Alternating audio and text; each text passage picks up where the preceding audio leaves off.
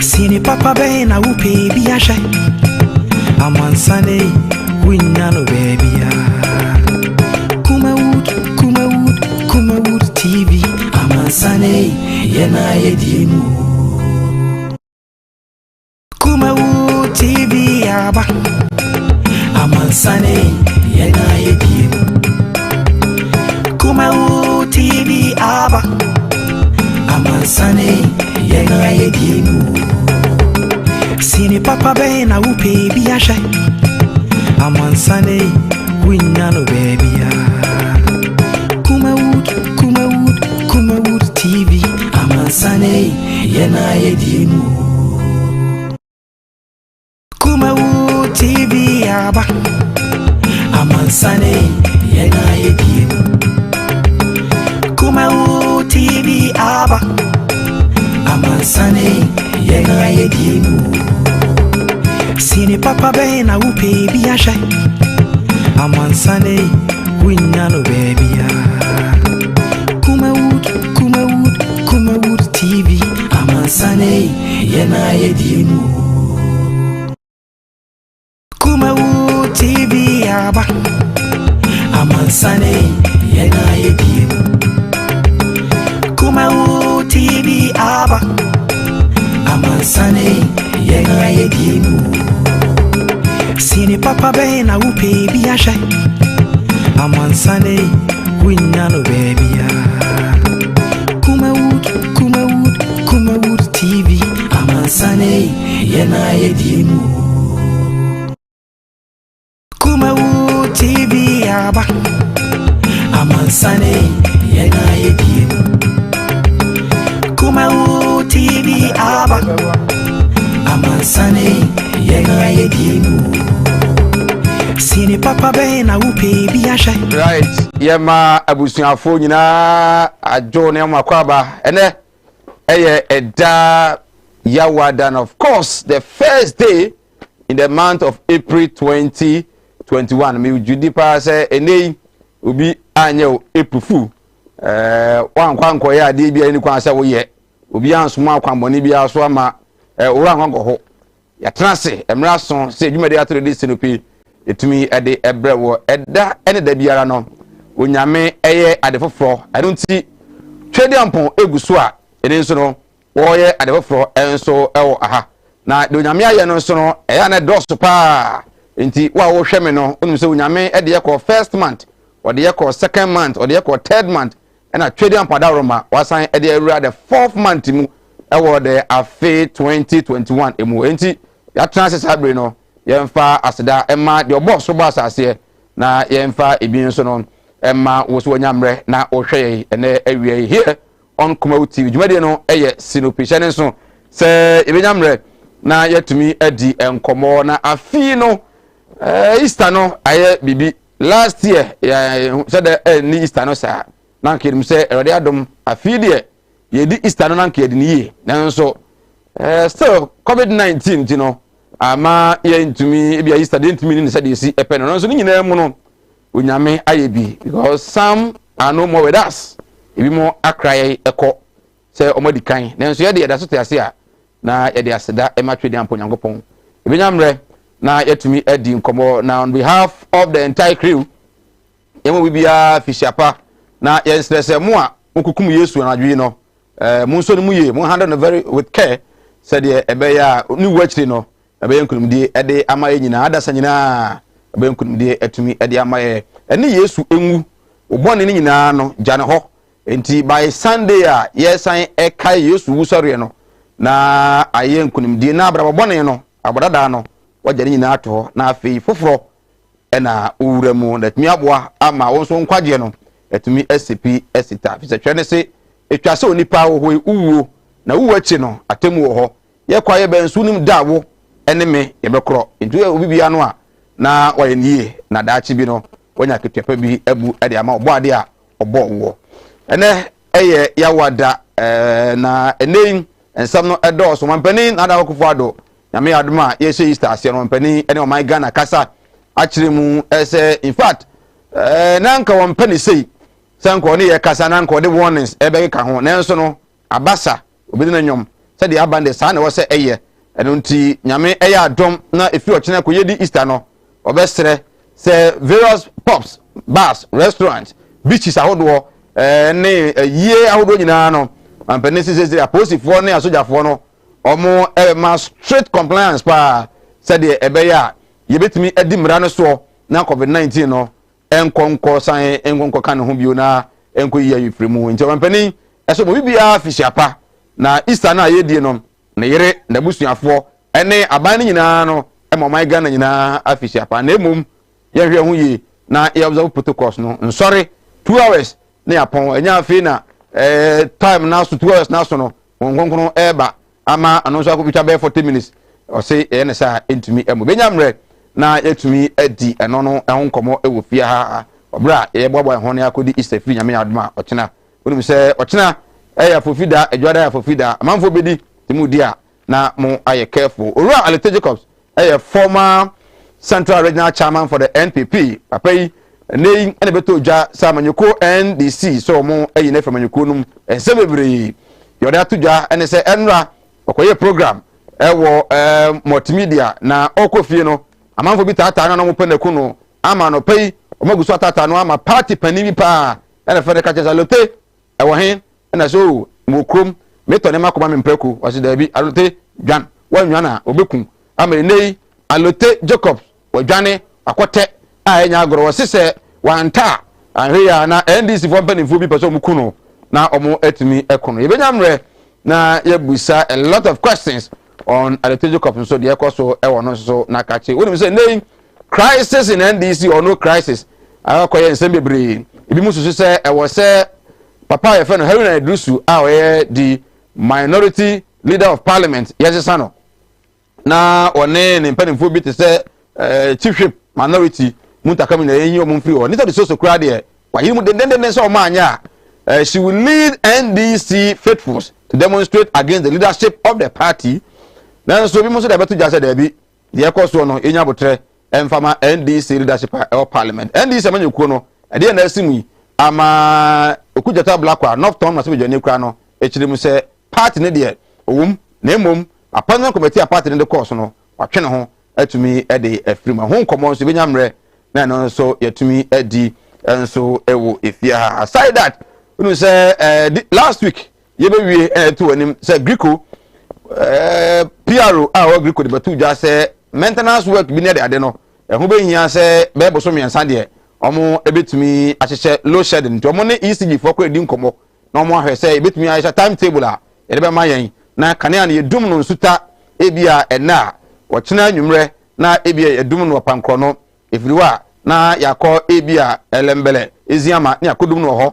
efiriwa ebia edum no elembele 2 hours eziama na ebia akọchire pone na yakodum no so 6 hours ewo ho saa kasoa na dade enei grigofo e de kata abonten e kire se de o mekan no o san aboa nya no kre dum so bia ni ba bia na djumade de ko mu di ne kwa no e part of a crack tuwa bi e no mu di sa djumade no ntia de ba afati ba bia se de Ghana fo esi e ka no na dum so no a yehunu ha be 2 months ni no yebusa se ifrihe na ebe abana so da beto dwa se yemfa nche pa wasere yi ensadan se yemu se enei ye da experience power cut wase yemfa nche no muguso a omo etoto ne benyamre na ehon so yetumi edi ehon so enkomo nso ewo ho na de ompani asan ede atodwa ne se yemomoden na hyenkafo ahodo a mo ede nkrofo kwado boba no Easter kwa ekwo bia ni ba bia nti mo driver mo nya careful se de be ya ebetumi akwaba asumdie mu na after Easter no ebetumi be adwuma ede abo oman no ama oman no so etumi etumpo no so wonsem ewo aha esepa for so ede abetudwa se ayaraga ani sununi ani nkrofo bia mo kanka ho a omo appointment committee so no ebe ya omo so omo resign enfan free committee no eso nsam no de bedoso ai benyamre na yetumi ede ho nkomo na de ba ko enura the guy education service be too mu a amanfo ya se kasa ho pa ya dwene ho pa ene se nei ya mafra omo ewo basic school from KG akopum P6 e kokora no ese mafra no this term mafra na ko school asua de my exercise omo aya assignment omo aya class test eno ne de begina so na ye de assess omo enya de se mafra omo ewo basic school no omo be tire so hwebio nso hwe no this time into time etwam na manfo bia se gusa se Ghana kola all trends of no kra no e na wo sua de esen na yesi nei omo ensan entren so hwe education no e fa hene e na mpanifo asa ahye a omo edi kuri se ye de ho to aman ahodo bi e develop a e ho be hia saa se be ko na saa nso ana se mofra no yesi omo entren so hwe na ibia emfa exercise na assignment na classes na no emfa promote mofra no ana ibenya mre na ya dwene hu biu se ebia na aman bia ya mana yi a yen asoman Ghana de ebia na the type of the work I work for eye enya mre mfa mofra no se ija o san so anhwe ya na entumi amwa ana ehon komo eso ebenya mre na yatumi edimidin ede Michael nana atumako obetumi afrem se Michael na first April nti yema we bia happy new month na yem secretary ampon se we bia e wo na April de emi se omo no omo ye nhira ma ne boroso nti wo e wo bosomi aye April mu no wo ye nhira nyankopon so koso nhira wo na onye okese ye ntwa ho na yenye abo afọ nkrato emra ye ba ebenya mre na yatumi asinsem no epi en yaro ahodo ben na agi nipadua no aboso yare bi ti se eni yare akoma yare wadumu ato wontimi ndidi oba ne barima wontimi nwo me kanfo tahwid naturopathic clinic adodo na efreye Madam Katri clinic di amawo Madam Katri clinic enam homeopathy naturopathy subetu yare nyina efri ho ye ne kofa bae de Madam Katri tonic aba adwaman so eboa siesie nipadua no ne titiw ede ma emma wonoma wo fichiko ensisi so yie sa wono Madam Katri tonica eboa ema woni padua no enyini yie na aboa ma wo fichiko so aye kama ye won fidie wa waso a ye de aba adwaman so a ye de hwehwe di padua ni mu eyi ya rohodo ahintani nyina edi Katri clinic ewo Kumase Asante Mantembu adi ne yewo Madam Katri clinic ya re nyina last time FD ya hwehwe sei dwadi ka to yi mu agye atum se eye animudia me manfo nyi bintina mo ne yira ebinu be from ho se me yo omo asofo nso no mo nya ma asorema akom obi o ho amene wo kasa stroke a chino wa ya stroke no enko malam se bra adwuma me mene da okay kwesi da edwoda ebanada okuoda yawada efieda ana menya adwuma na efieda wo beto ya waso me hwaw because nipa ana wo homeda nyankopon eni homeda okay akwala na wa wo no akwala na nya 10 years eko 15 years on 90 da wada fom obi so ho wa akwala na no iso nsuo obi so ho so wa akwala no de ye ya afi no kon no ya na echi na da so ebia na ne techere ma afi na ne tini enwo ye kete oh ha no chine techere ma te se abo wo no malam se nkasa fa na bra ebi so ho so amene wo kasa o se ne ba no ono matrama do wi jot sabe ko ke abai ni nyina onom wasa glue ankasa nkra no wasa twi glue ka ho mene wo kasa oba bi na wono ne kodaye afede ye obe ma no kwati na twa wura mu a ase eya dan te se achichide eti malam se wodi abra oba bi ho na wode no aye den onu be ma hia pa na nsuo ni nyina saba bonten enti eno ntina ma onyem eno no wo ba me kyerɛ wo kwan no wo be hu na say abɛyɛ mremremre okay wo ba nyim easily piaw so ho adwiru ene danta de bibo ano Mala Muhammad Spiritual Herbal Center ebena da bia 7 to 9 p.m. ene ne nsia Kumawood TV na yenya mre enwura sunsumu eno suko na o haw eda oso no Mala mohwe na onyi emfiri o emfa emawo etwere yare bia edam wusika na ayira na hwehwe ojapade bi na obi enam kwa bi so agye afiri nsam utu gold na opese onya emwa anase ebi akontuo enema ayedin amawo oba no odaso jonso anase akontuo enema ayedin amawa bra Mala Muhammad Spiritual Herbal Center na kache kwaw atibie tienie kwaw atibie Eastern Region eho na Mala mo esikafo amantem wo de odu kwaw a wo so kwaw atibie uduru ho bebepa wo yira kora no a busa Unity FM ana obefre 0246 647 247 0246 647 247 eya tiebi na intumi emwa piaw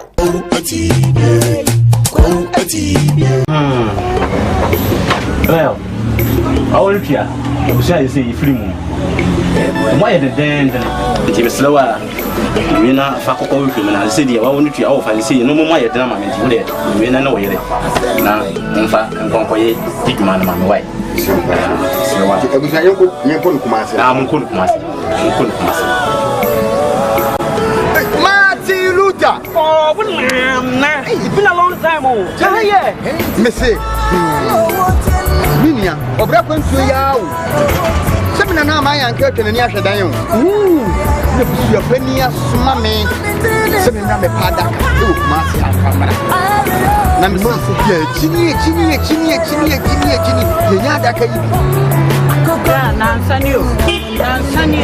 someone that's why. What's your windy problem cry? Who made this some free to buy better Ghana? And I'm in a confidential. What one animal said to me, tell you the promise. And what bred in the capre or do you next time with false way casket shop? I would massy labor higher. Me call one man. I don't want me yes, can't say you. You would have been Joanno. Missy Kaya, the man is a man. I saw a bit yes, me ambulance. Name some petty, everybody done and come. Ambulance, and you have done only ambulance service into any problem cry. And now, the year is so open as to take a crab with the atwas here. Do not say, come stay by Promo. You couldn't put it out. Some Postway Castle shop here, you will not come every to send your movie now. Postway Castle shop, you will come and say, and Fontenay Town, you didn't labor office in the bank. Postway Castle shop. We are the dealers in quality local and foreign caskets.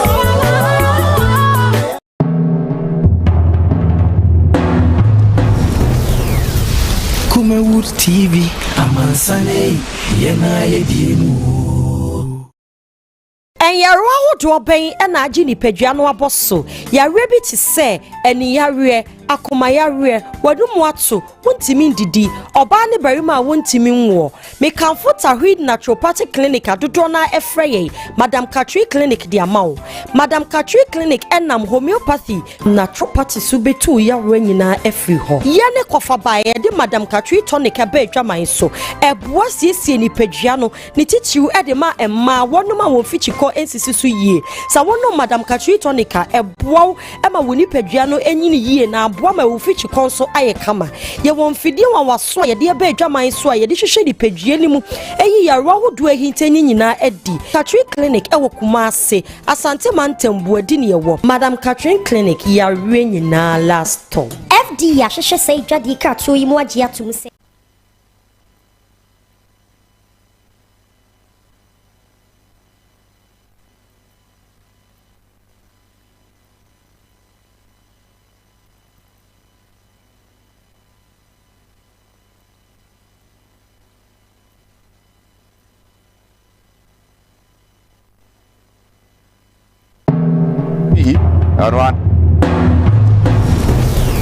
NPP treasurer so and Ashanti Regional Communication Team member for the NDC Patrick Etua and also Ebenyamre na yetumi edi enkomo na bibinti akwasi adai odike His Excellency untumi meka ye homa yentumi eni juma Alhaji Sani biawo bia no yemao ajo ene enwumre hyene so say we are live on Kumawood TV, also live on YouTube, YouTube Kumawood TV, Facebook Kumawood TV, kwa like no share na manfo so etumi anya bi etumi ahwe ya transi nsia na yes sorry so na said ye dikan aboso no ade se wampani na na kopado one o my Ghana akasa ma odene Easter message ne goodwill message ade ama jidifo nyina se yene a yedi Easter no ampani SGD nso a yeni na memu no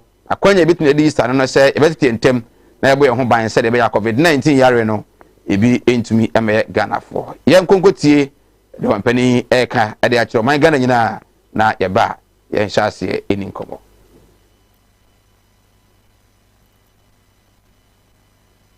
Death and resurrection of our Lord and Savior Jesus Christ, which is the foundation of our very faith as Christians. Easter symbolizes God's plan of salvation for our redemption from sin and the grave, and it must rekindle in us the Christ-like virtues of faith, hope, love, and forgiveness. This is further amplified in the words of Holy Scripture in Isaiah chapter 53, verse 5, which reads, and I quote, "He was pierced for our transgressions. He was crushed for our iniquities. The punishment that brought us peace was upon him, and by his stripes we are healed. We all like sheep have gone astray. Each one has turned to his own way, and the Lord has laid on him the iniquity of us all." The season is thus a good opportunity to reflect on that sacrifice and the hope it brings us. Last year, due to the onset of the pandemic, we had a muted Easter celebration, and we all agreed that the usual festivities associated with Easter had to be cancelled. We were faced with an unknown foe, and we therefore had to take the difficult but necessary decisions to protect our lives and livelihoods. 1 year on, COVID-19 is still with us, even though we continue to adhere to the mask wearing and enhanced hygiene protocols. We began a vaccination campaign with some 600,000 persons vaccinated. We expect that in the course of the coming week, an additional 300,000 vaccines which we have purchased would have arrived in the country for deployment. Our target is to vaccinate 20 million persons by the end of the year. In other words, the whole adult population of Ghana. Whilst the vaccination campaign is going on, the number of active cases, which stood at over 7,000 a few weeks ago, is on a steady decline, currently at some 1,746. Clearly, my fellow Ghanaians, we're by no means out of the woods, and so we'll have to endure this year another quiet Easter, devoid of public gatherings and the merrymaking that characterize the season. There'll therefore be no Easter conventions, Easter picnics, parties, or gatherings at the beaches. Church services must be held for a maximum of 2 hours, and the requisite social distancing rules must be strictly obeyed. Nightclubs, cinemas, and pubs continue to be closed. Funerals, concerts, theatrical performances, and parties are banned. Private burials with no more than 25 people can take place with the enforcement of the social distancing, hygiene, and mask-wearing protocols. Spectators are still banned from going to the stadia to watch football matches. The police service will ensure strict conformity to these restrictions, and anyone found to be flouting them will be dealt with in accordance with law. We also have the gains we made prior to last year's Christmas, where our active case count stood in the hundreds, were eroded because of our failure to continue to adhere to the protocols. Collectively, we have since worked hard to ensure a marked reduction in the number of active cases. And government, together with the security services, will make sure that this time these gains are protected. Let us be each other's keeper until COVID-19 is eradicated and poses no more threats to our lives and livelihoods. I know that as a result of the pandemic and its impact on the economy, things are not what we would like as far as the economy is concerned. We have, however, outlined a series of measures which I am confident will begin the revival and revitalization of the economy. And the rapid growth of the economy which we witnessed before the pandemic will be back again. The future is bright. Whilst protecting ourselves from COVID-19, I want to make another appeal to you on a matter of considerable importance, not only to me, but to the entire populace. Year in, year out, accidents on our roads have been tragically a part of the celebration of Easter. This year, we must do everything possible to reduce this occurrence to the barest minimum.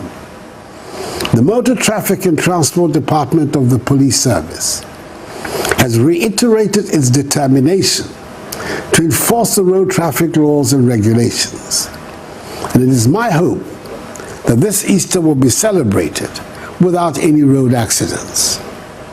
Let us help them in this endeavor by minimizing our speed, taking due precaution for other road users, driving without the influence of alcohol, and wearing our seatbelts.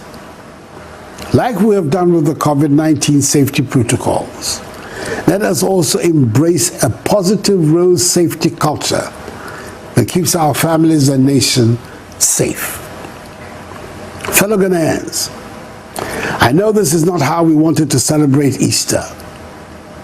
However, just like Christ rose again on the third day, I'm sure that Ghana and indeed the whole world will rise again. As we celebrate Christ's victory over sin, death, and the grave, let us observe all safety protocols and stay safe. On behalf of my beautiful wife Rebecca, my children and family, and on behalf of government, I wish all Ghanaians a happy Easter, with the hope that the blood spilled on the cross will heal our land and cleanse us of our iniquities. Just as Christ is risen, Ghana will also rise. May God bless us all in our homeland, Ghana. Solemn yet very right. His Excellency the President of the Republic of Ghana, Nada Kufu Ado, era Ochirimu se nyame eya domwa yedi Easter no convention there. Na de say ekoso afi yenka se ejidifo na ya de pa Christopher no, especially Pentecost Church Assemblies of God won na etaye conventions akese pa, but afi asori bia no esim se area bia na yene dia mo ankobo ampe so wampene se picnics bia nim enka Easter Saturday no ana Easter Monday no be se bia ICGC na waka bu ne yakọ work akese de no o se afi eni kwa Saturday ni na no etumi ekoso, and then omo so a omo paps na afi so no beaches ahodo no otwi no so omo no crop no so no mo so afi so no obi a ntimi adwuma muntum na afi enyina no ye momoden na ye ni fie na COVID-19 ye ntimi enti so na owampani ekanom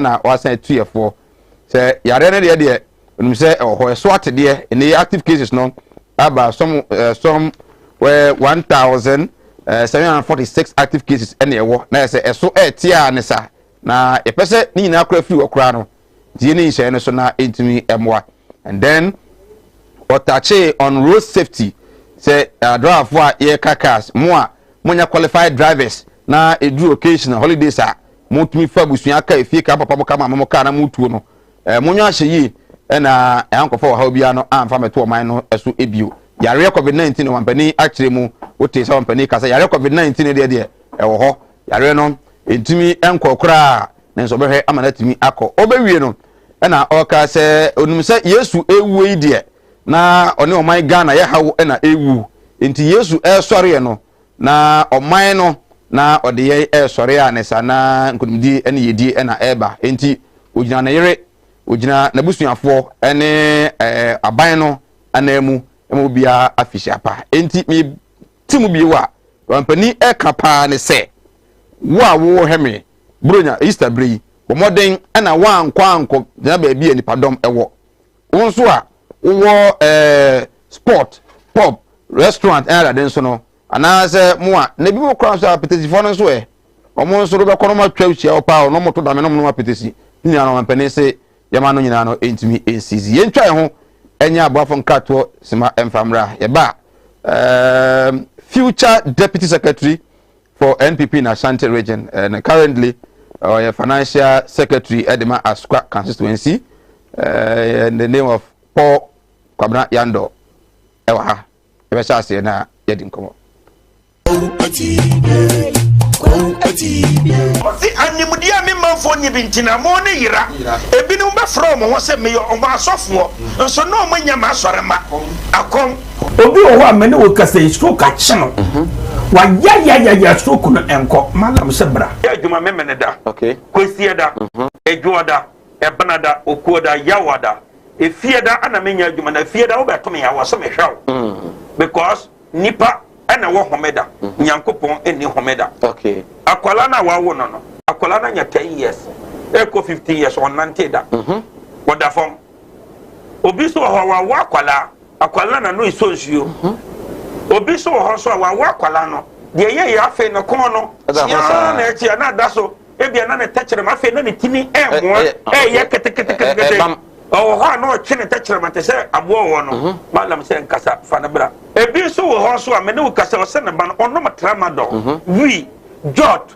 sabe ko ke abai be ni nyina onom wasa glue ankasa nkra no wasa twi glue ka ho mene wo kasa o ba bi na wono ne kodaye afa de ye ube ma no kwati na twa wura mu a ase eya dan te se achichide eti malam se wo de abra oba bi ho na wode no aye den onu be ma hia pa na nsuo ni nyina saba bonten enti eno ntina ma onyem ana no wo ba me kira wo kwan no wo be hu na say abeye mremremre okay wo ba nyim easily piaw so ho adwiru ene danta de bibo ano Mala Muhammad Spiritual Herbal Center ebena da bia 7 to 9 p.m. ene ni hia Kumawood TV na yenya mre enwura sunsumu eno suko na ohaw eda oso no Mala mohwe na onyi emfiri ho emfa emawo etwere yare bia edam wusika na ayira na wohwe ojapade bi na obi enam kwa bi so age afiri nsem utu gold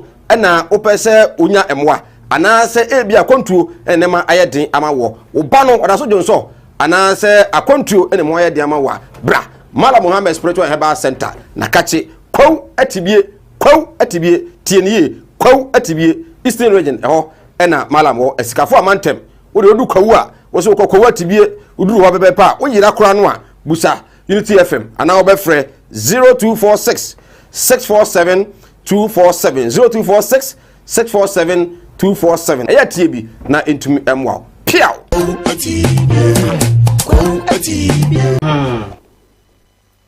right yensan emwa kwaba emfamra Sinupi live on Kumawood TV waje ncheba na nyamre enkenkan fuma aseda enko emfama Gospel Casket Shop okumase Asafo Libre Roundabout ifun daka ena omudi hu juma bia efa eye hu de Gospel sebra na ontumi emwa Mala Muhammad Spiritual and Herbal Center na kachiro se ye di Easter year ene yese kwaw nipa ntimi nkobom preso ho enkokwo kwaw no na ewo se o sha ase na o hwehwe o shebire mu yare bi na da so a kwatibie Malam ho na ontumi emwa adwuma na wo ye na enko so a no mo be di Easter na wie no na ne ma ha se epeja atumi ede aboa ama onso enema akoyi atumi ede ama sanso ena Tawhid na Tropical Clinic enso ewo Kumase Bodi wasebra na oyade bia no ontimi enhwe na ho entimi nto opa wo nko ade a bra aduro ho betimi ede ama wo Kumawood Training Institute ese brai na entimi endetew na afi nso no benya nsano nyuma na entimi emwa omo ena yeso asme ade dwumadie no etumi ede abromepemu yade omo honsam no ebetudwa etumi ede ma Paul atenase kwaba minia bejoso bia bako de nyame adom na mo so nyame adom bako top no so efe kama wo so die nya bad life na de mo me still my me ho say me ko African we okay what you say ye promote Ghana na Ghana ye leadership ni e bibia wo say na ya de anika ho okay eti ye nyina no ye hu ye bibia ma as Ghana for as Africans ye nkofa na we kete na obema na mawiem tikem na pressure so much okay what you say na udi so eti be promote Ghana ama local industry no omunya de also omunya that's it ye be di Easter wampani ne akasa chief wa hwe de wampani aka ya bo akere wampani abone ma bibre so covid no e kofom but inwie ebre bi sa ama na dadae nti e wose etimi momoden na edi hye no eso his excellency sa touch on areas amanfo bitimi akwa ape so wose ni nyina ba no so na this time round kwa de police for no ebe enforce emrano strictly. But another way so say a year and yes me anya no. Man for ye bako ebina police ne tie ye na se. Ni man Guinness na namisi ho na nipa be more than 100 no mu go ye say. Well, company any yakasa on Easter. Kwa was say first boy ho ban. Wo area wo health. COVID no say kwase e den na wo de beka ho with respect to say ye born fight COVID-19. Say Mike, me chair we any producers. Na me chair regional minister. Ura Simon Semes.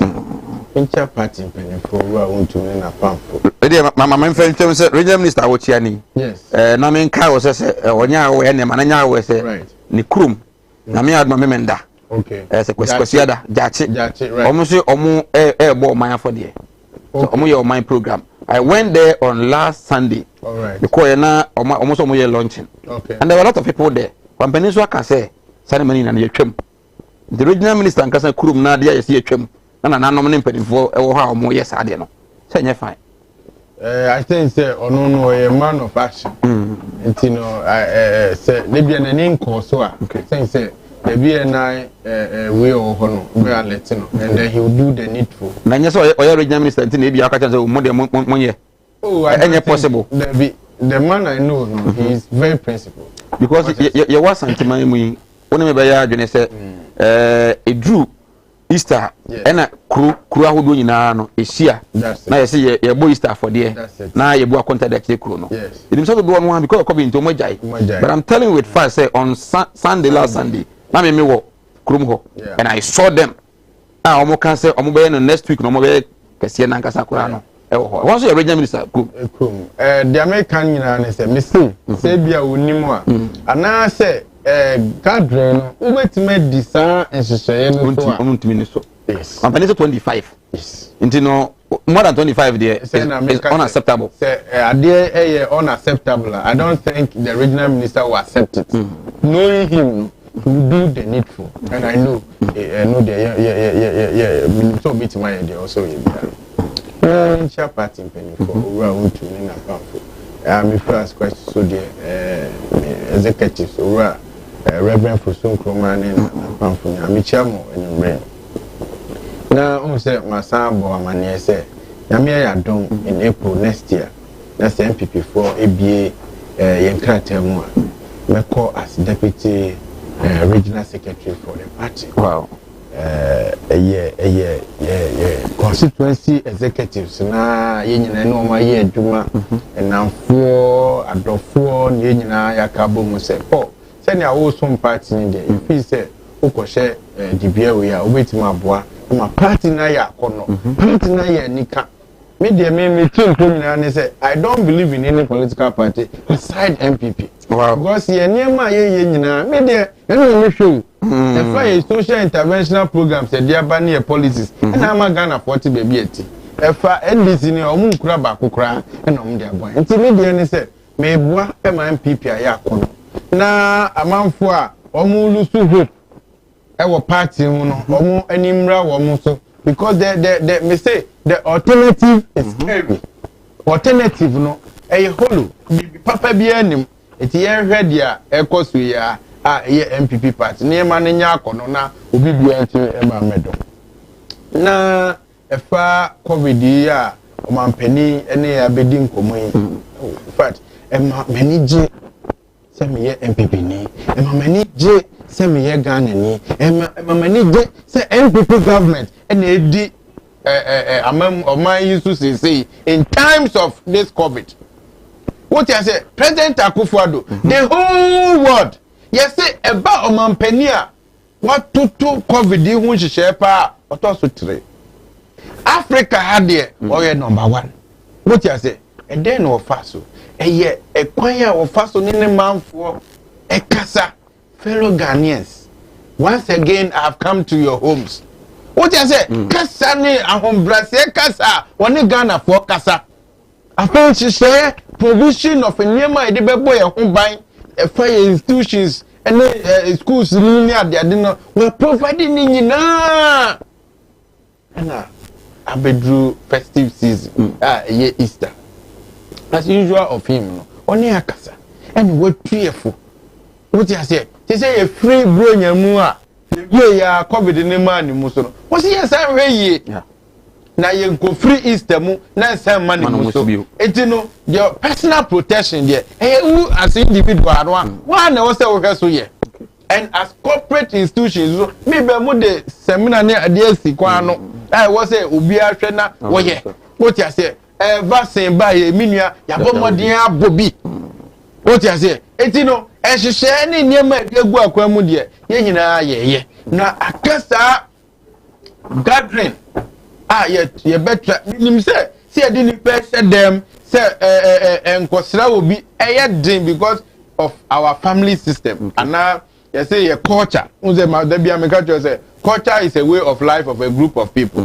What you say? A choir, first year, a drew Easter, and your Cosra, mammy, Timo. Busiafo nyina ebe fie ye bedi nkomo ye wi ekwa pastor excuse me ya wi ani ti no ye se ye ntimi nyesa what you mean say edin what you say but yare no nti tebia meka me say ya wi wo mfa nkoma otamfo wo dofu pa na ode be ma no because otamfo de wo mbe no na mo wo dofu no e na abebe no de akoma no what you say entina de de koma wo dofu why would you do it? So for the sake and the love we have for our family and friends, we should avoid gathering. Now next year, Nyamiya Yadom, she said their president Debbie Oka. Also these two shall pass.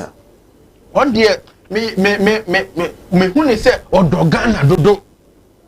And no shedas yes no see and Nyame so prepare no say in these times and difficult time in Ghana and we are seeing no yenya president beat say na do down kwa Akufo-Addo no be lead Ghana for and no nye name o ti ase 2020 ansani ebeto oba yewura John Dramani Mahama okoti COVID team bi on the NDC for na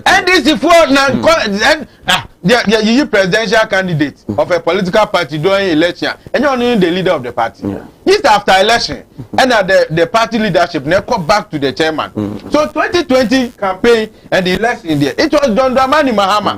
One night to me, I'm here, John Dramani Mahama, I'm here to give you fried rice. What was the no bomb before? What was that? COVID-19 said they can yet when we need, you know, I go back to the chairman of the party. Send a make a chair say, "You won't crofua omo ye enema because of elections."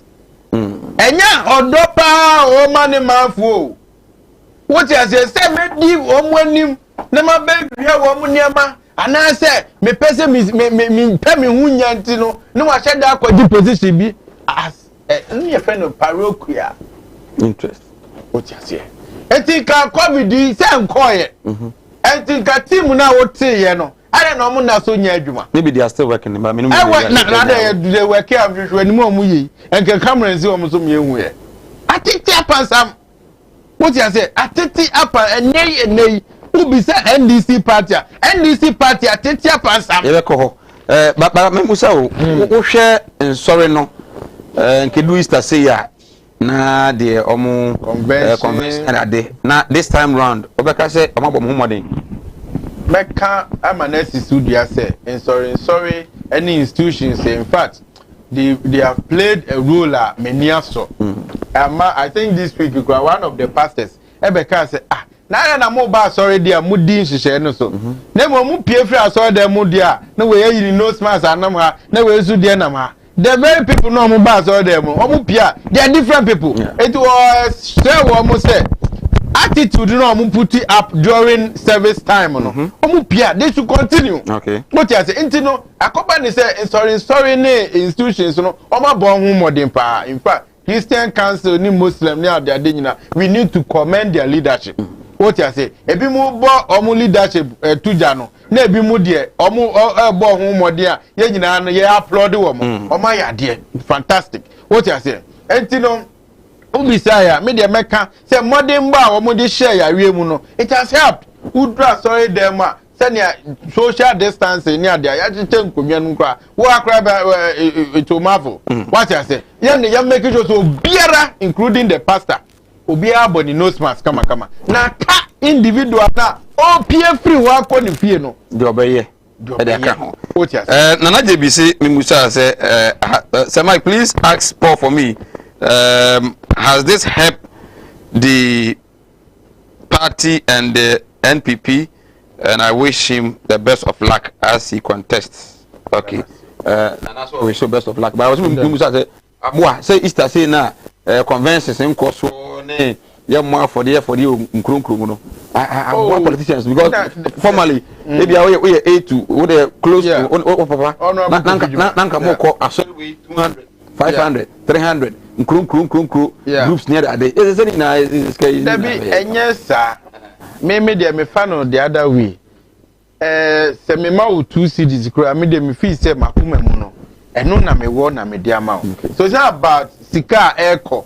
But it's about akuma pa me wo say me pesa me so asori nim. Na me bua nyame adwuma. Ti na me define culture. It's a group it's a way of life of a group of people. Ghana han ya sorry ye fa ye sorry nsem eni agro. Eduru kwasi adakra na kwabrane utifie a ye bi say na adan. Wan kwa adan na atifie. What you say until your convention your sorry donation is an money there. Eh ya dia me dey prepare nipa bia o prepare me boso me beso a me yi me collecting me tight me bia to ho. What you say Easter bedu a wo ye den wo fasefo abafie adofo be abesra and those things obi susu ba ho no wo kwa unti hwe no saa de nti a part of us, right, as politicians. Ntimi nka say anunti ama omu sika na egu ho abotum ye nyina no uzo obi kwa ka o say Ghana the magic any because we win kama unya in a month nyina ye niema eboa ye nyame nti right bibia be me na say ma atua kwaba enso so mbo mo hwe no sandisi fo ba no man hwe wa ye serious o sandisi fo ba no man hwe no wa woni say say mai okwaje ofata we ya di udi be ya musa wasem mi suka eno na ofata wa ha se na moto ni mai omaje wo ya di uka no obi abusa wasem o se se ka bi ma mi na bi bia nyira e de no o ka bia ya ji mi moto ni e ja wo ya be di uka e ya ji ni moto ni be kan wasem ba mi obi anye me hwe di be fa me mamu but ya mu abaso adwuma wo ya ma NDC in Ashanti region 2030 no I think say eno anadwo na no nyate yeah no catch them say na almost 11 adecha na papa na esa adwo yeah Nyankopon ti good omo ya hoden ama ye de Ghana na yesum Ghana ya no because we are advancing the political course but and some of your corridors so you call discussing e for the betterment of Ghana especially the Ashanti region has say you movie into penifom bebo ha me person me body omu see from kra because our person ade bi si okrom ha pa course e be buy so no kwa me ade we hu mo kan wan say that see e boja pe ne aye we kuma see akwan ya ye gigina mu den at least there's an upliftment kakra coming on what I say and so who as agent of development especially when MPP is in opposition ko bibi enko yi a Paul betena ha ohun kura o ntimi na ese Paul mo so ba me de ese Paul mo so kwame gata bi na abu ha say na ngofo ntimi nko no manya story me begina ha yanka say kufu ado nye uko atonzu agata mo sisi nipa ntimi nko once we are talking about it no let the development by your community so that and ese Paul mo an so kura no timi ehye mo chi ma mo timi bo mo nya positions oh ana case ya okay that case karaka ya odi bia ba ebi case ni bi de nipa na case ni bia ba tese ye hu hawa jeja yo mana tana sem no so aka lawyer for ebe for omunia they say akrom ha we dey let's be honest to ourselves guys are new omo media so system ni you senior comrades some time money there yeah omo ho you omo free wa for omo ho procurement and money all the other guys papa money there no kwani nyame we are like family because yes and I'm in and I graduate in Satia the meetings are so we are like brothers and family and whatever be the political party of power the man says uncle for no enya baby ansha Mr. Kwamidi ya you are at least a unified they said you are put on nothing so there are certain key people I will be happy say me that's why no partners who appointment nearby or manya bia e ma me ho me nyeska bia o me nya hwigo but I will be happy say at least that be so here the eba we work organize but NDC and MPP there I want say so many hand we work organize hard work we work organize the youth yembusa se o ma me ne ho papa ne ho firi he enti ye de ne ya na nye din sa te se o mo de se aport hoyi owura ba bi so okopepe unze ebusa no okra ne chese una na ne wa mo nipa na so anya bia nka pe mo nipa na so ye sankwa obi ejai ene na zake si a odi abai ebi de na si ya abi before boys no say ye pe ko so ne eboa wo ma anya sa the case na no ya na unya maaye no na o declare say nyame ya domo a next year by this time setting criminal Christo Maya or call as a deputy regional secretary for the party. Who does he fit to be deputy regional? Politics in our we all just in a minute. In I aspire to politics in a near Bekoyen. And say, and I only my gonna aid in the crab. What the nature be so swear? Who need a oh, time I ever got to Abba. You might yo. Reduce see a program and a tablet. One essay, the man. Someone by the tablet by the Kuma consent to organizers. Who deserve comes to organizers, but look at some of us. Look at the work we do. Every day doing research. The party man go for tablet. So I'm going to do man. One doesn't get them out. By the Kuma constituency organizers are. I'm going to offer one. Say then near the mouth, say then near the man. So I'm going to constituency organizers. I'm put the office so they deserve it. By tablet a human pono. Ya farmer eh. Ntu tire I know say the san na san tie dia na nyina kwa koji post libi. Because senka eye na eba na eche na obi anya bi anken ha adwen. Etipu apo atena tire hu say bra ma bo one people mu. Senka mputa post bi na ba ya be ankan kofo MC no mo director ne ho ni nka medibi. When am say be tie ntina ma anya bi ntop so oba mu afa. But as you ask me of his competence eduma ye commitment. Party eduma na nyeska o ye ne pe bradwe om say yes ka for no ma be party eduma enye sa obi ho we ska pan to commitment ni ni ho okay enti o ye party ni na akoto aba mu bia be di party ani mu ade sa o hwe nipa no kom atuho ache wo ani ahofam e wo nipa no enti obi a anado 11 okot na radio so ade cha no pa anopa mu say o te be wiem so ono ata betena you don't need bibia to see say commitment once the commitment is there no eduma na aka ne de no ano because ye ntua ka voluntary and this is why your commitment to be driving wa unya adwuma right it is also abekwa dem mo wi a so say kuma amamere ho ana kuma tusu owura kuma owura it is all person kwa na just wa hu telefone ne say mic mo ne wa nya amamere bia ba to dey say one of the me ya be unya no but so na say ye chini say san ye chikofa yenchi say yenchi kitwe bia wampani akasa on Easter COVID no stand and koi yenhwe hu ye sorry ni nyina no 2 hours no de ama pubs any restaurant ya de nyina no ya bra obi antimi enko boso minti okitwe bi on that oh technical lady no ye MC ana VT mu de he de Victor your mommy okay Augustina on say ne why come pa ja kuma me de de mama ne nyizo oh nti mu nyina ye we ho serious oh my come me material de mama no no shit me pa mo ye no ja say again anga no so ye come Kumawood yeah fabric ni free Kumawood ya ne buy sure that was just by the way now COVID there and do maybe o manage COVID no o mo boa yen ye nyina ye percent kan ye na amanfo kasa na etwa amanfo adwenti so say yare no ye mo ye ho body say betwe go free but o mo manage especially for the people do aban ni nkofo manage COVID they are not helping yen Ghana for no I didn't know mo boa yen time case ni court na aye huhu na no mu stro say amanfo betwe montin so akwa ye demonstration huhu case no a day 500 a day 600 ada ebu a case ni wie ya say kim exactly say eba form a day na tif am 500 ada na tia am 200 na tia na tia am 300 enti case na wo court na e push COVID figures na is it not say education e cost na so na yen so are you not surprised say all of a sudden you start to court case na who say do we court case ni mu kra no who pia montana police for na jejina krom who say no smart no more intensify ade ne den because omu say say environment no so be boa omu e wo court by a real court case na fe the COVID no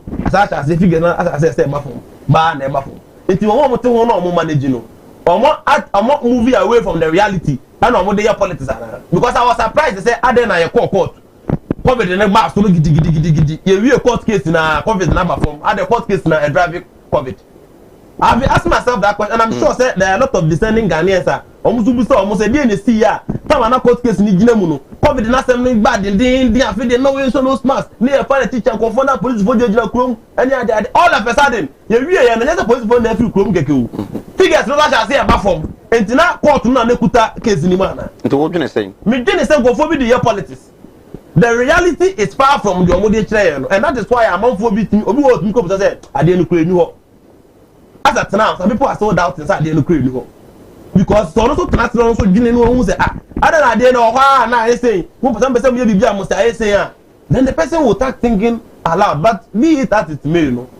Ye nyina ye kan ba na mo kan Easter convention ya never sorry the Apostolic Church Ghana. That started the Easter convention but ya anya net say the first na ye no kakraka no achichim denominations in the idea.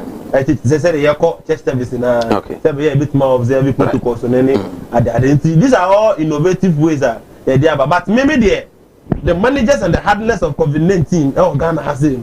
One politics na the money too much in Chama no mo kasa Ghana for 10 Paul mo use COVID no at the BT Ghana for na it seems to be giving reasons that's the muda the American is a asemo kan bi en we muda what you say no purely politics na all year NDC for a typical NDC mean but not court case no cost no credit na figures no cost so you know figures na etiba from the American is a unlike NDC for wo no oye nyina kra court no nsemo e cost wo mu pie ba asemo mbeka is totally different from the court work. And yes, honey, health, you know, you cannot massage it.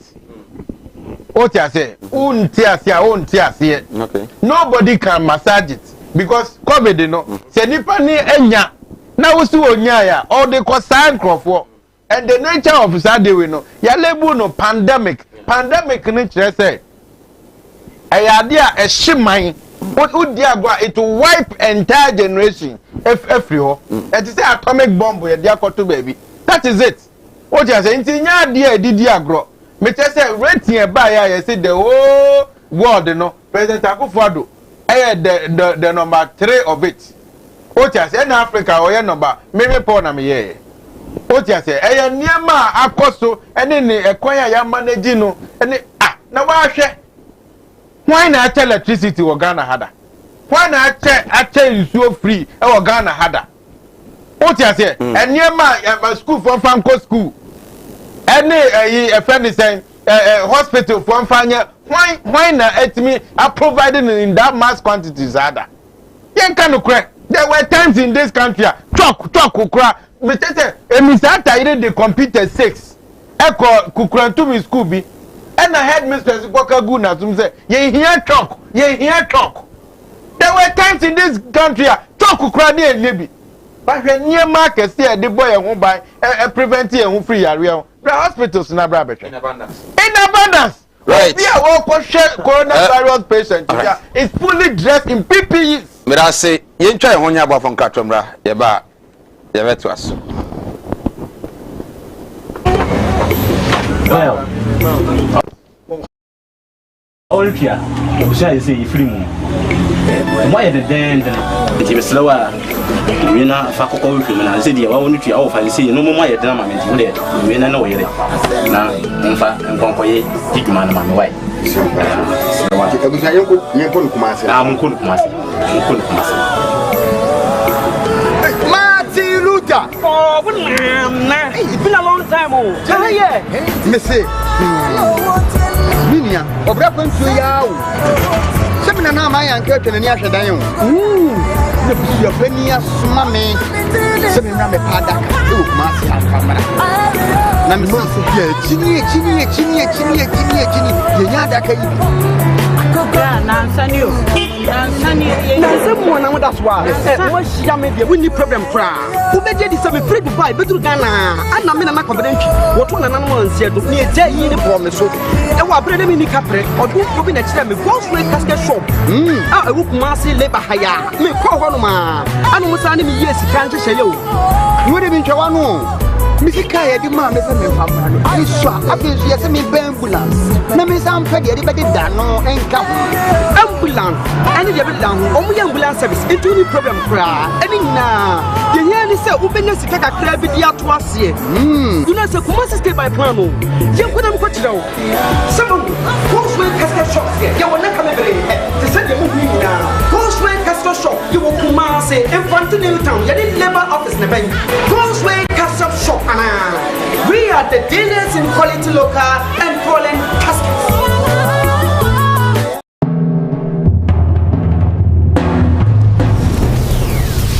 Kumawood TV, Amansane, Yena Yedimu. And ya rawo do ben e na agi ni padua no aboso ya rebi ti se eni ya re akoma ya re wadumu ato wontimi ndidi oba ne barima wontimi nwo me kanfo tahwid naturopathic clinic adodo na efreye Madam Katri clinic di amawo Madam Katri clinic enam homeopathy naturopathy subetu ya ro nyina efri ho ye ne kofa bae de Madam Katri tonic aba adwaman so eboa siesie ni padua no ni titiw e de ma emma wonoma won fichiko ensisi so yie sa wono Madam Katri tonica eboa ema woni padua no enyini yie na aboa ma wo fichiko so aye kama ye won fidie wa waso ye de aba adwaman so ye de hwehwe di padua ni mu eyi ya ro do ahintanyi nyina edi Katri clinic e wo Kumasi Asante Mantembu adi ne wo Madam Katri clinic ya re nyina last time FD ya hwehwe sei dwade ka to yi mu agye atum se eye animudia me manfo nyi bintina mo ne yira ebinu be from ho se me yo omo asofo nso no mo nya ma asorema akom obi o ho amene wo kasa stroke a chino wa ya stroke no enko malam se bra ya djuma me mene da okay kwesi da ejuoda ebanada okuoda yawada efieda ana menya djuma na fieda wo beto me ya wo so me hwaw because nipa ana wo homeda nyankopon eni homeda okay akwala na wa wo no akwala na nya 10 years eko 15 years on 90 da woda fom obi so ho wa akwala na no isonsuo obi so ho so wa akwala no de ye afi no kon no ya na echi na da so ebia na ne techere ma afi na ne tini mo ye kete oh ha no chine techere ma te se abo wo no malam se nkasa fa na bra ebi so ho so amene wo kasa o se ne ba no ono matrama do wi jot sabe ko ke baby ni nyina onom wasa glue ankasa nkra no wasa twi glue ka ho mene wo kasa wo ba bi na wono ne kodaaye afa de ye obe ma no kwati na twa wura mu a ase eya dan te se achichide eti malam se wo de abra oba bi wo ho na wo de no aye den onu be ma hia pa na nsuo ni nyina saba bonten enti eno ntina ma onyem eno no wo ba me kire wo kwan no wo be hunu say abeye mremre okay wo ba nyim easily piaw so ho adwiru ene danta de bibo ano Mala Muhammad Spiritual Herbal Center ebena da bia 7 to 9 p.m. ene ni hia Kumawood TV na yenya mre enwura sunsumu ena osuko na ohaw eda oso no Mala mohwe na onyi emfiri ho emfa emawo etwere yare bia edam usika ena ayira na hohwe ojapade bi na obi enam kwa bi so agye afiri nsem utu gold ena opese onya emwa anase ebi akontuo enema ayedin amawo oba no odaso jonso anase akontuo enema ayedin amawa bra Mala Muhammad Spiritual Herbal Center na kache kwaw atibie tienie kwaw atibie Eastern Region eho ena Mala mo esikafo amantem wo de odu kwaw a wo so kwaw atibie uduru ho bebe pa wo yira kora no a busa Unity FM ana obefre 0246 647 247 0246 647 247 eya tie bi na entumi emwa piaw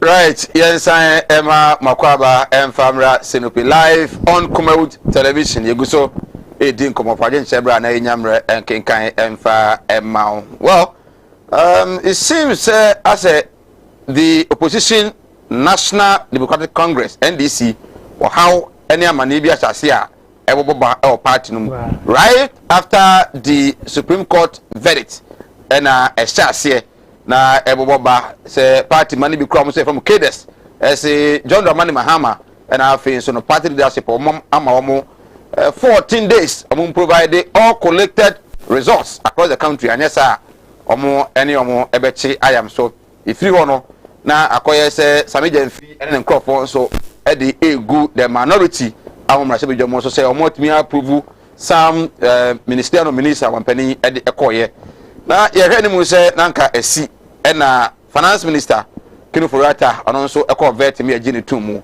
ensem no aye bebre ama enam so enra ena ye de beto anim say kujata blakwa Northton Rasebejoni member of the appointment committee ono so let me resign at the free appointment committee no eso quickly and speaker and then share omo adia tum party penifo ya see obi a Facebook wall na or post to be ho munya botre asumdi ho information require yenya say general secretary make statement say omo changes e party leadership no emu former women organizer and a former second vice chairman or whatever of the NDC enter the social suka because say omo ansesa leadership of the party omo be demonstration at the party no NDC man you no dia na ekoso ye yimpanifo bi adi ya suspend bi mo ama Aleta Jacobs kwa no so aka ne say NDC for nra ene ne omo man so mo be kuno ama odwane ahakote. What is actually happening in the opposition NDC na omo anso anu ntem so a what will be the effect? Mama sha say oh mo party e wo akonya so I na say party mo opposition so na mo bresa the Mike ya ba enam covid ho sama de say kwa entmanchia abusufo Ghana for jo so mama chia atiefo nyina ya hwefo nyina na menchia okoda senti good menchia me regional chairman na regional secretary kwami any party company ko mo ehwe na menchia me team executive here pa team executive on say your team in all the institutions sure I happen to be one of the coordinators of the many opportunity as a team coordinator for the region.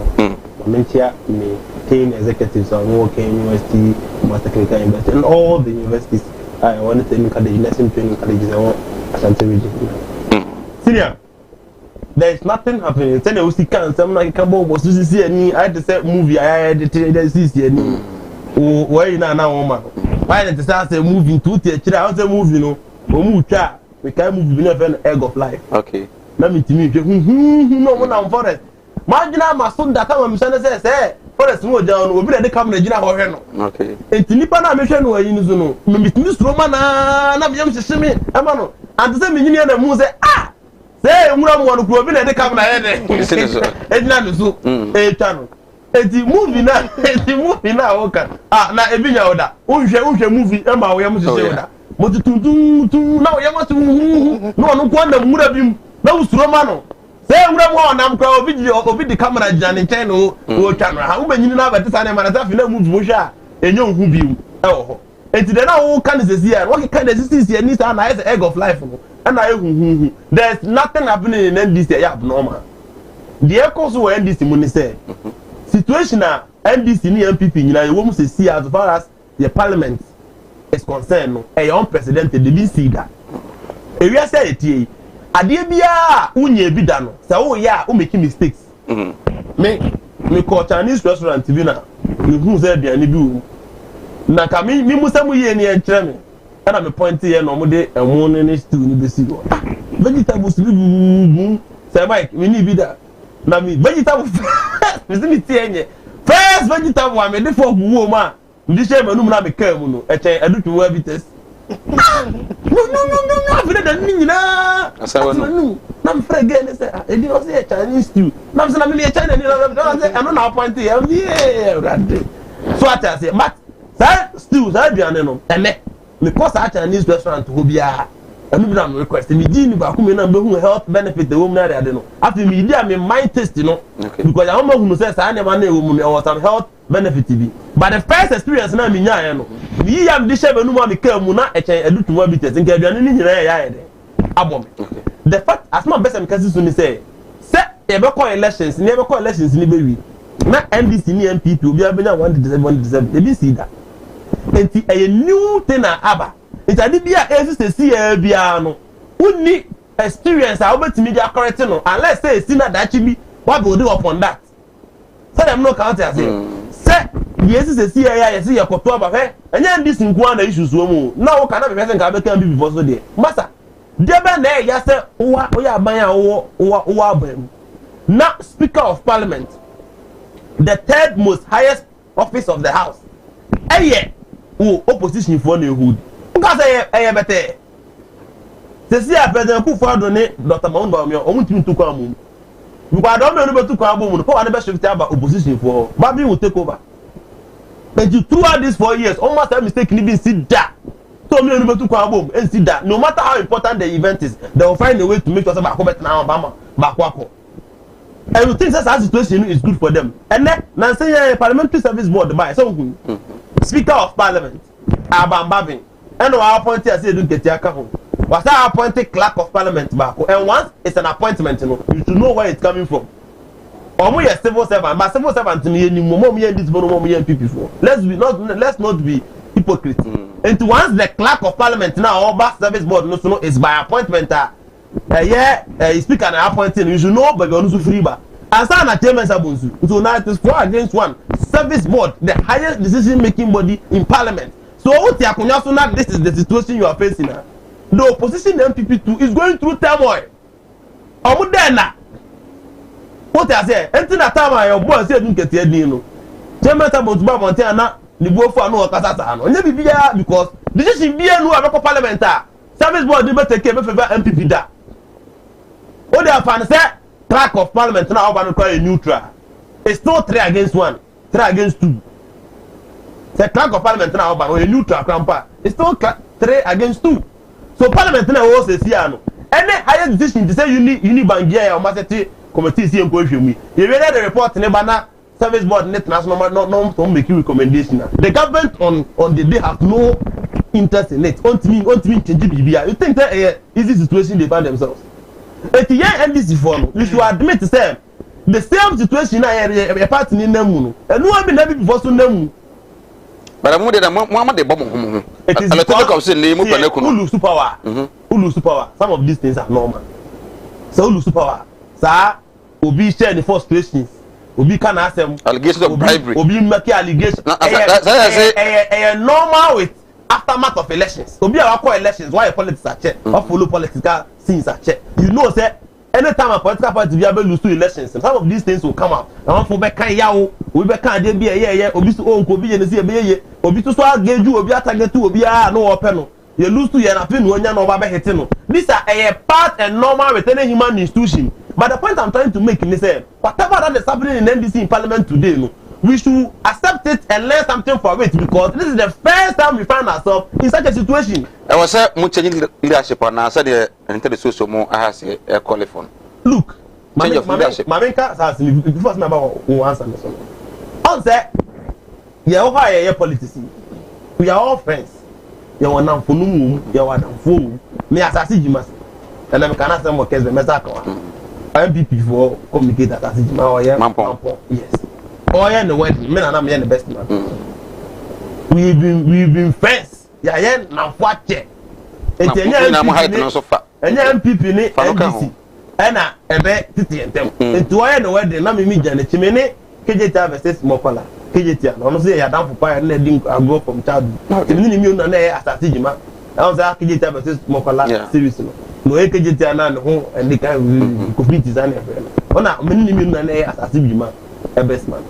What the point I'm trying to make is that there's a relationship there. Thousand MPs na be more than 4, e be more classmates, e be more ade and the say do parliament ho. Now ja obi aso obi afa na discretion taking decision na. Obi aba court say the opo. Because me say me vetting committee na say as Jima betna ho. Na ya shipping me in line. Ni ja me say 99% me vote yes amano. I have to be honest. Thousand report here be on me ko sia ho. They dey try betna na nim say on vet me a. Let's send the party for shipon in line. Ono so make relationship be on me wo Kumasi no so apasing amako. That is why the whip system comes into the parliament and what whip. Whip no say as I said the bia ono make sure say decision bia you take no. You can say yes I nyina dey line.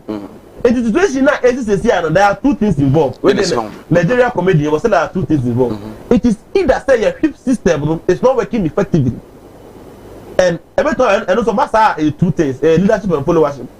Later, I say leader now, or yeah, he's not doing his work well. Or followers in this one are not allowing themselves to be shipped. What has it? In any way, no, there should be changes. Whatever be the case, it's not about changes. It's about anything your party leadership, your own penifo, your council of elders, and council of elders, any leadership of parliament, any MPs, any national executive meeting, ENRA, arrive on certain things. No, I'm sorry, it's party for Mutin. There's nothing happening. Okay. Only normal say. You don't quite election. You never lose soon aftermath. You see people showing those kind of symptoms. It is as normal. Starting from dismissal, allotage corps is required to say, I'm going to hiding or hiding on a crowd because Epenekuno, and then the issue of the Samijan fee and Waba Abedri. Mentio. Semai. Mekan say yes esradia yefo enka chichide on tobi nanso so akoba ne say efa democracy aye running enti yenuanom NDC for asemba untimi nka say unka bi eche say omoma agronomu eyede eno so no me I like competition in a ma the best out of people no etimi ebededi what you say and as opposition as they are no I expect them to be responsible. Use the word quote yes saying read my lips words I mean use me say responsible opposition and na I will say omo eye na eboa ma o mind chichire a ye chichire o mind no etima koso de bia meka me say any political party bia no ni timu poni say obeje o mind to me no dia ye niema aboa ne manfo irrespective of political party even NDC for crowd will be visa wo now ekopa ne saying and right from the scratch mo can throw actually mo followers sama fedie wo ma papa and throw mo catch wo no afedi o say boy ya bre ye koto aba what you say ye nyina ye hu de ko TV stations wo mo fra broche ba ye ko dayo won wo mu nyina yi mie nyina ye re to mama copy 47 won ko biem nanado atra 50 to 51.3 aye nyina hu se ya wene na wasa ko fra mu followers akacha se ye this na wene ye the soldiers ye the wine na eye ade so TV nyina e show UTV near the woman demo. They sent their people. Who send your people around? I'm a munina witness here, DB.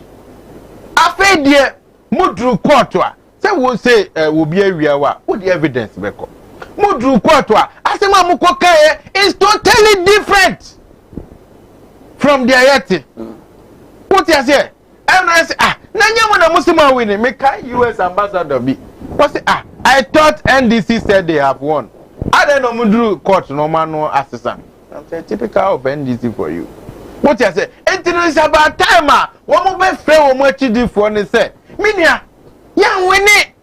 Them woman no going forward, no. Ye persi say near my year, near winning. Now when you want to say, I didn't go ye, Mususo, and Trona Mukosa Muchemukofo. Okay, recently, yeah. Cadres of NDC, Magancho. And no more TSC say, na college sheets are Mujeji, agent, the very constituency polling station. And why? And what hefa?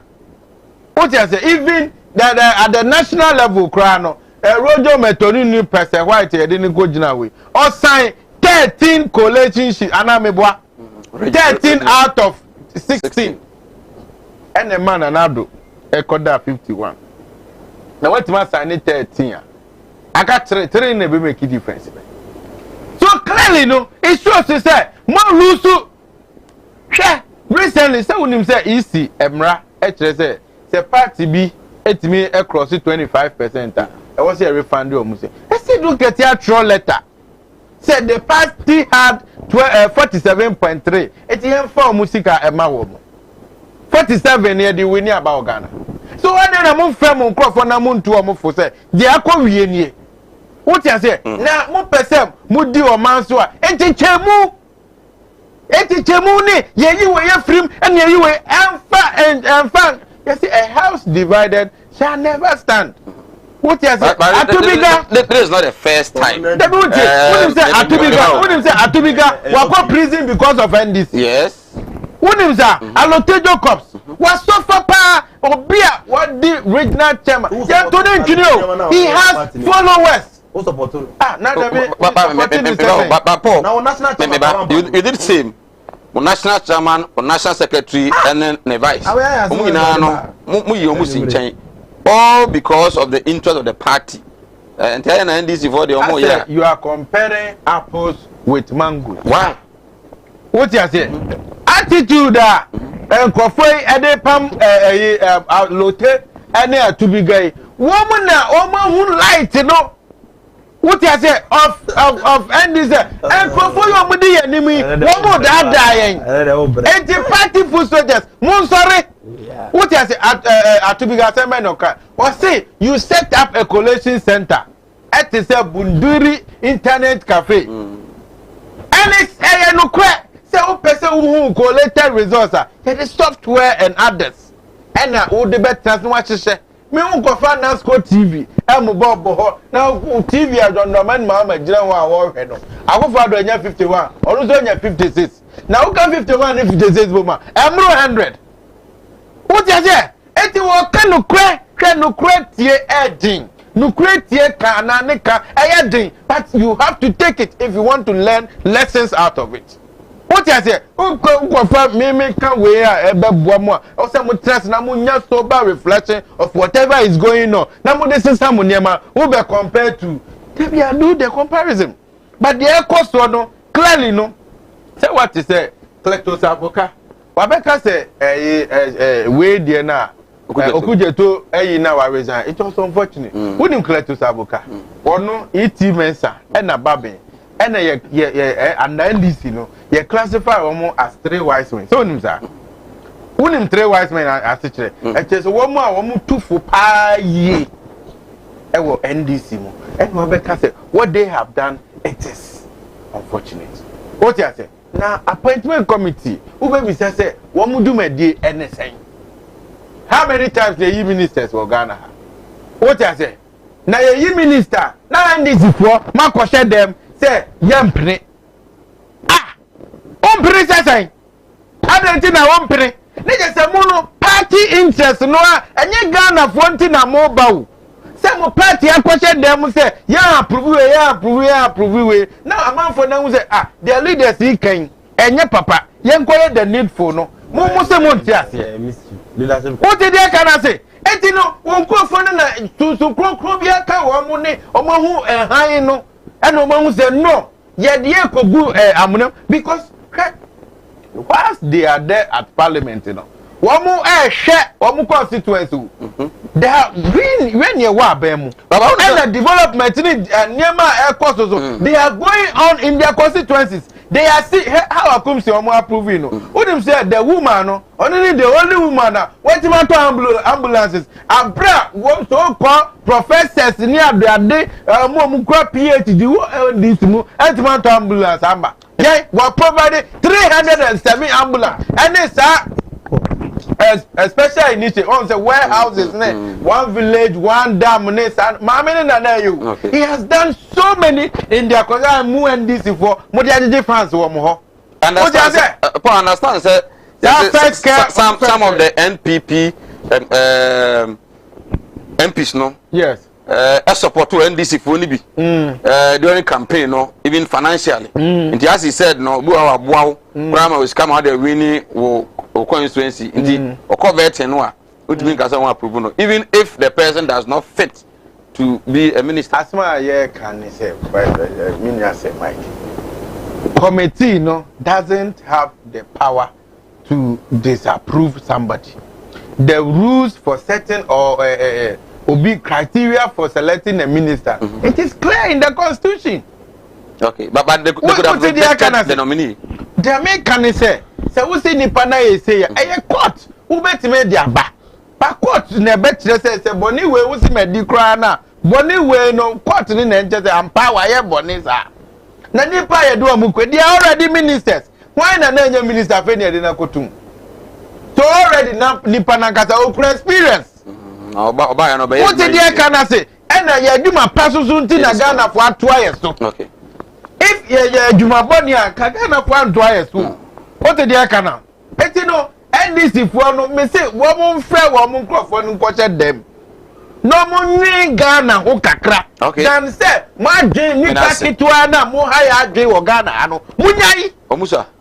NDC na mo doso. Enko ye to aba ye munya 47. Ye 51 what to aba enya Pacho say more than 6 million. Who dey tie? 51. Any 47 dey in so. Definitely 51 so. And ti say me kase wo mu ketwa any kase a. Dey say parliament wo kro ye 137 138. Ye ni majority. Right, we shall go so Sinupi live on Kumawood television as Seda and Koma Mala Muhammad Spiritual and Herbal Center. Mala Muhammad the Quran and the tax bar and the Kambum. Na what a Juma di Abwao ama o bia o humbiano.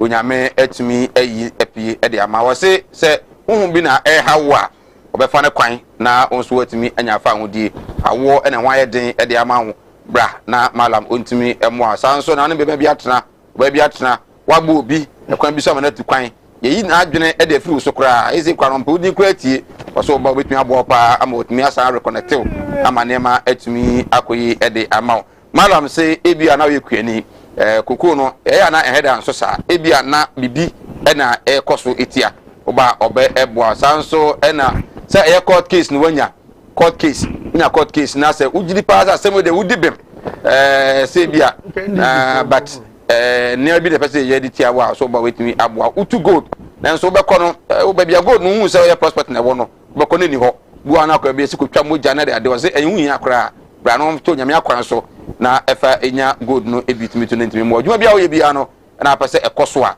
malam se bra na emom yare so na hawo se wo ba bi na ye twere da ne so na so wankasa twere hawo dam na hawo ye diabetes hypertension stroke ni na no malam se bra na ontimi mo ono na ye CEO de ema Unity FM ai wo ko watibie 27 years no adwuma ho a no bia enya asam da ono ne only malam a otimi ko radio and TV live then so no obewie no bia megina chinka so wagine sika bi edi bra na malam etimi emwa okwo watibie Eastern region ti Eastern bomode an fa ka ko Eastern region o de okro no okwo malam ho na afi otimi abo 0246 647247 0246 647247 ofra na obeje wo so God's Way Casket Shop say wanya yi nku ade a bra na ontimi enhwemu a wa anwene ho obi ene obompa ye se na de bi engune nso no wo no enya basa ade a na e se covid nso abayin so no God's Way enso etimi adwene ho ntimi mata to se bra wanya yi nku ade a bra na ontimi emu ado obeye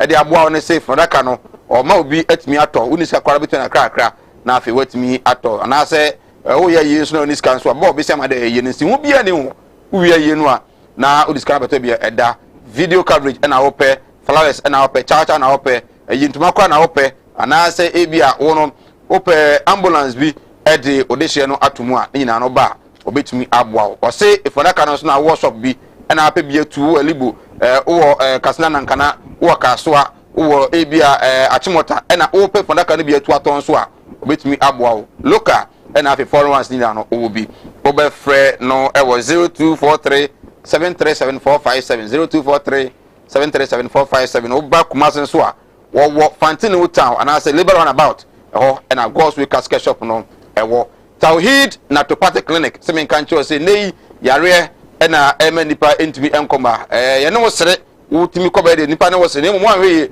yare bi bo na entimi nkoma na be hu rare size pa ndi bomoden na yare bi da osubia no bra ebia na wo anyini enyini echi no na yare ahodo nyi bibre obetumi aboawo waware awon emma obetumi aboawo sanso na yare bia ha obi ha no Tawhid force bra na omutumi omwa Tawhid for de bomudin ha na yaka Madam Catherine omo de Madam Catherine mojaduro ba ye ma beji ada sapa enya agro bodi junction na omo ewo bomoden na efre omo ewo 0278626262 0278626262 na omo entumi emwa hyene so so nyame ya adom a memenda se bia nsidi a ya de awoso season 2 finals no etumi de abremo protocols nyina no yebedi so amanatumi aboa enti hyene so pa efa emaye message kakra mo de aba o say good evening Sir Mike. The majority of Ghanaians are suffering under the leadership of President Akufo-Addo, Dr. Bawumia, and can say all manner of things perceived to be an achievement, but the ordinary Ghanaian is watching. Senior, in fact, apart from this economic hardship, high cost of living, today Ghana is in the state of doomsday, but this government is trying as much as possible to defend it. We message the door super when you grow thesis pa and what to me the abba well we say good evening Sir Mike, I'm watching you from Dodowa. In fact, the LPP man has spoken well.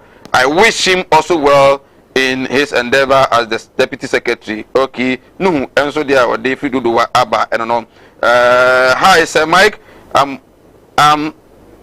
Emina Ramatu. Hey, Emina Nasande Ramatu. I'm watching you. Please let the NPP understand that if there is even war in NDC 2024, we will win power. Okay, and also there or the Abba. I don't know. Philip watching from Kasua or say Sir Mike. The fact of the matter is that NDC is boiling, and the way the NDC is boiling is like fire on the mountain. Tell the NDC man to accept that the party will come to power in 2048 after his son has grown to be a politician. When you say, I say, kindly tell the government to pay us because we have not been paid.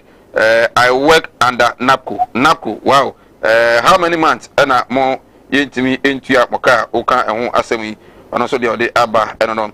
Nana Bedi there, and so the Abba, or say, Nana Bedi there, Kumasi Asafo, near Guel Filling Station. Good evening, Sir Mike. I'm watching you live, and you are doing a great job. I wish all the crew happy Easter. Okay, Nana. Yes, so yeah, that's it. We say the NDC man doesn't know what he's saying. Let him admit that there is a problem in the NDC. Okay. And also the Abba, I don't know. Also, boss, good evening. Respectfully, kindly tell the government to tell us the truth because COVID-19 is no more in Ghana. You just wait. When there is a problem in this country, they will quickly come and say the numbers has increased. You see, Akufo-Addo. What about the doomsday? Right. You just any about from Krato Emfa Emra Yaba. Yaba Remo Grico assign a U10. I'm say doomsday time to be ano. I'm going to want that be biakre anywhere eba like doomsday. Abano so the abase power cuts and saying never go so no. Yemfa enche na omugu so ANCC. Which is which? Young camera. Well, I will hear. You say free moon. Why the den? It is slower. We na fakoko criminal city. I want to offer see no more yet drama meant you there. We na no way. Na mfa nkonkoye pigman man why. So what you can Kumasi. I'm Kumasi. Martin Luther. Oh, it's been a long time. Oh, yeah. Missy. Minia, of reference to you.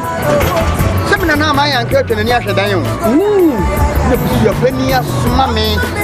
Seven and a padak. Oh, Marcia Camera. Namisi, Ginny,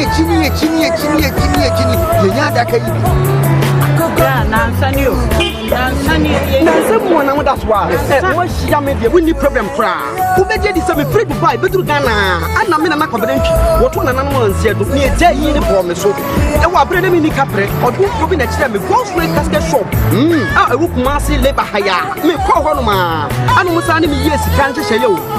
You wouldn't enjoy one. Misika ya di ma me se me papa no. Iswa afensu ya se me ambulance. Na me sam fa de be da no enka ambulance. Ani de be da ho. Omu ya ambulance service. Into any problem kra. Ani na. Ye here ni se ubenya sika kakra bi di ato ase. You know say Kumasi stay by plan no. Ye ko dem ko kira o. Some who's when casket shop here. Ye wona come bere. Te se de mu hu ni na. Who's when casket shop. You will Kumasi Infantile town. Ye di labor office na ben. Who's when casket shop ana. We are the dealers in quality local and fallen caskets.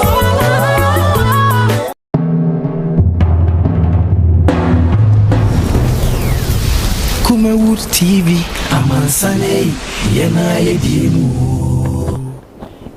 And you're dropping. Right, so Sinupi live on Kumawood television. Wajenche Fabrani Nyamre and Kinka and Famao. We say hi, Sir Mike. I'm watching your show from Kintampo. Kindly ask the NPP man how much did they pay for Kinofurata to see through. And even if allegedly, as you are saying, is it possible for him to defend? Oh, right. Yeah, doom so Greco through their PR and on the can say more maintenance works be and repairs be, and again some contractors are working, and you know they may need to take off some power. Be 3 months and I evit me akoso yenina kasa one other day. And they Greco again has officially assigned the ambassador there be. Sada kosu nyina nya no kre na yem kodum so biam even Greater Accra kakra bi na omoye adwuma ho.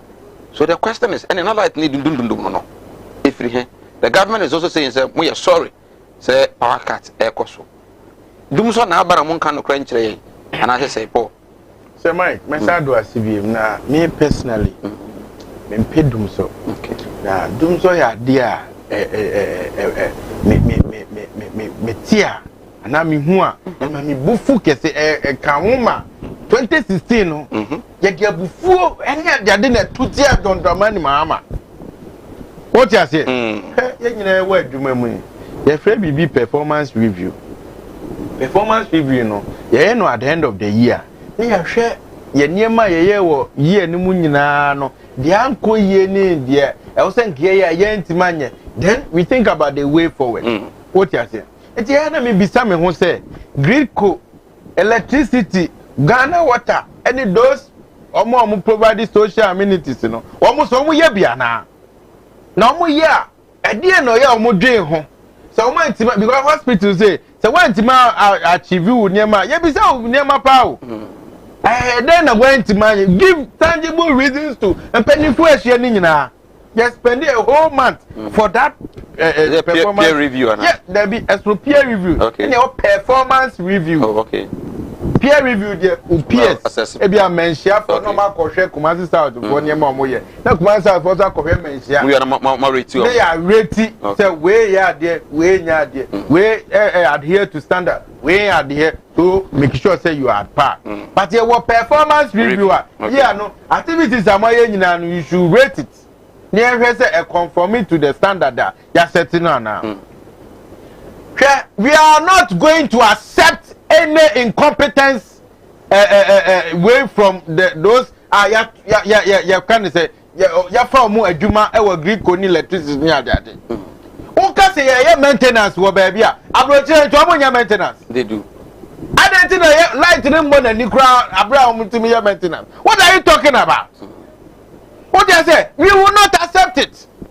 And yet, dear Bedia Tumu, because elsewhere, no maintenance work, ne ekoso.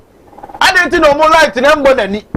Now, maintenance in tea, what say a bibeko off, and a bibeko. We are not going to accept it. I almost say, Omas Americans, and I make catcher will say in the fact, me stating in position, actually, and son of my propaganda, ne politics, and this for yes to so. What you say? And you know, some competence in it. Because I remember Peter Mewu saying that Doomsaw is a thing of the past. I am taking his word. What you say? There's no way you have to give those excuses. If there's a problem, let us know. Excuse me. Let us know and let us solve it. What you say? But this is a budget here, cocaine. Yet one and this for. abesom ena nsuo ene light na na do de ma ye no wosi eju wosi eje ene ebetua na me compare budget ni bi na say me ready baby kura ye ka say nsuo ni light no ye the taxes aba ye ba budget me go all over the budget mawu machi ene oni on tebro what did you can no oni go foka afi get why you see ECG ne Greco akonya crunch meeting o say they be discuss low shedding ne hwan enye say wa na wo kan akere me say there's Greco officially where that we used to here I can say there's nothing like that but omo PR so that kwa bi also enso na ebe kan say that kwa no ye adwuma omo Greco say omo no ECG and a letter we ya wo say kan so free him from Greco enye pressure bi na bi afri ba bi akọ na bi anososan ba bi and I'm saying so the lights are off na yekomu no efri hin minia what is the challenge and I make catch you say we have to make sure people are ye dey adwuma sha omonsa no should work okay what you say should work if you are saying say problem no any generation na your distribution dey be na ye here na beto a di be distributor ne boy dia say Ghana for me da bia meka me say doing business with government na ne man boy din what you say doing don't money mama onu kwa signing contracts for the energy sector and am energy sector can ya dey emiri yen because go sign adia yen nyina ye nimu say yen 2700 capacity no I sign 500 5,010 what you say at all etino SS no ya de be de ben mitimi di banku mienu wosi mi di banku 10 esi wo say no be say chokuru no wu that is NDC for you what you say etino san niema we no nipa na de o masiso da bia meka me say green code electricity say we pay ma anyway ya ye nyina as Ghanaians we sympathize with them and make sure they are paid adequately every month okay it is a waduma so awo ye no enko here we have to be bold and tell you media letter wo kan tell me say Greco for say there's nothing like that officially what you say until bibi na akoswa let us know what you say if it's not generation distribution I don't to be farmer and me say I will not accept it because it's a maintenance worker elsewhere no ye maintenance I don't think I light in doom set again our maintenance cost yes I don't think I light in me one example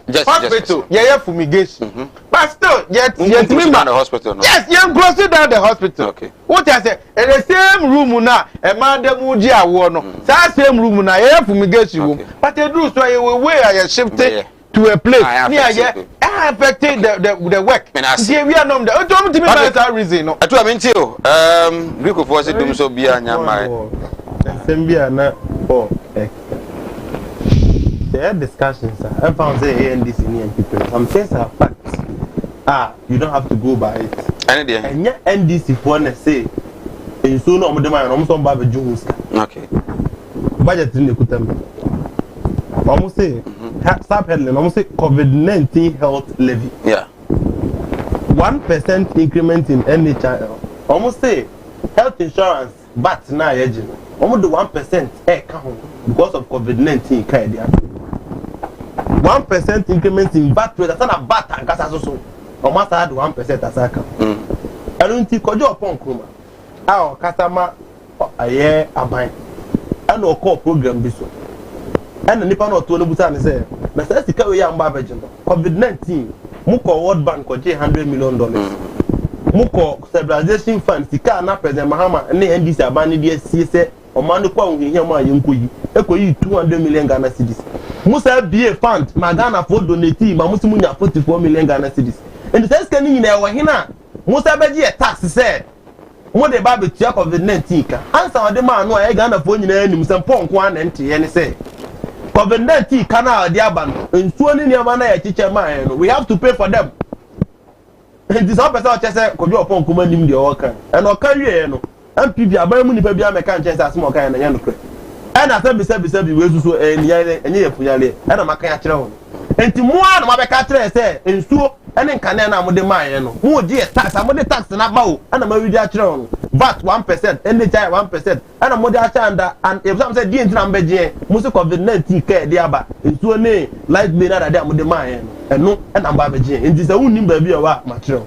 Now going forward say NDC ti akonya so na se kane ani dumu a John Mahama na se MPP betena akonya so na se kane ani dumu dia ye ugbo akufo du dia esi bui. That kind of hypocrisy no must stop. Se kane adum na nyina enu so John Mahama onya aduma o ECG na so aduma ani abo ne din John Mahama ada na udo betena so na aduma won pese ye obodi ntemba ye sa ko John Mahama din o kasa se John Mahama ko sin contract bi na contract na okwasi sa sensa ya no na ama ya boka sometimes busy mami ka some ncho tama ya ko dum so ni there's a difference between say oti hono na o plan ahead and now say oto na asamato so oto na asam tu mpofiri mu a response na wo de man e different from say ohu to a o response to ade minim say dem kan o te ase say oto on ka bi nche na say asam to a like covid. Yes, how are we responding to ade no e different from say we are where sa ade na ba na wonim sa ade ni na wo trust ya plan tama na ye sa deals no ada particular boom na kan ye na du enti emergency car babbage aye de buy car power badge any ade no emergency ebi mu kan ya na ye ship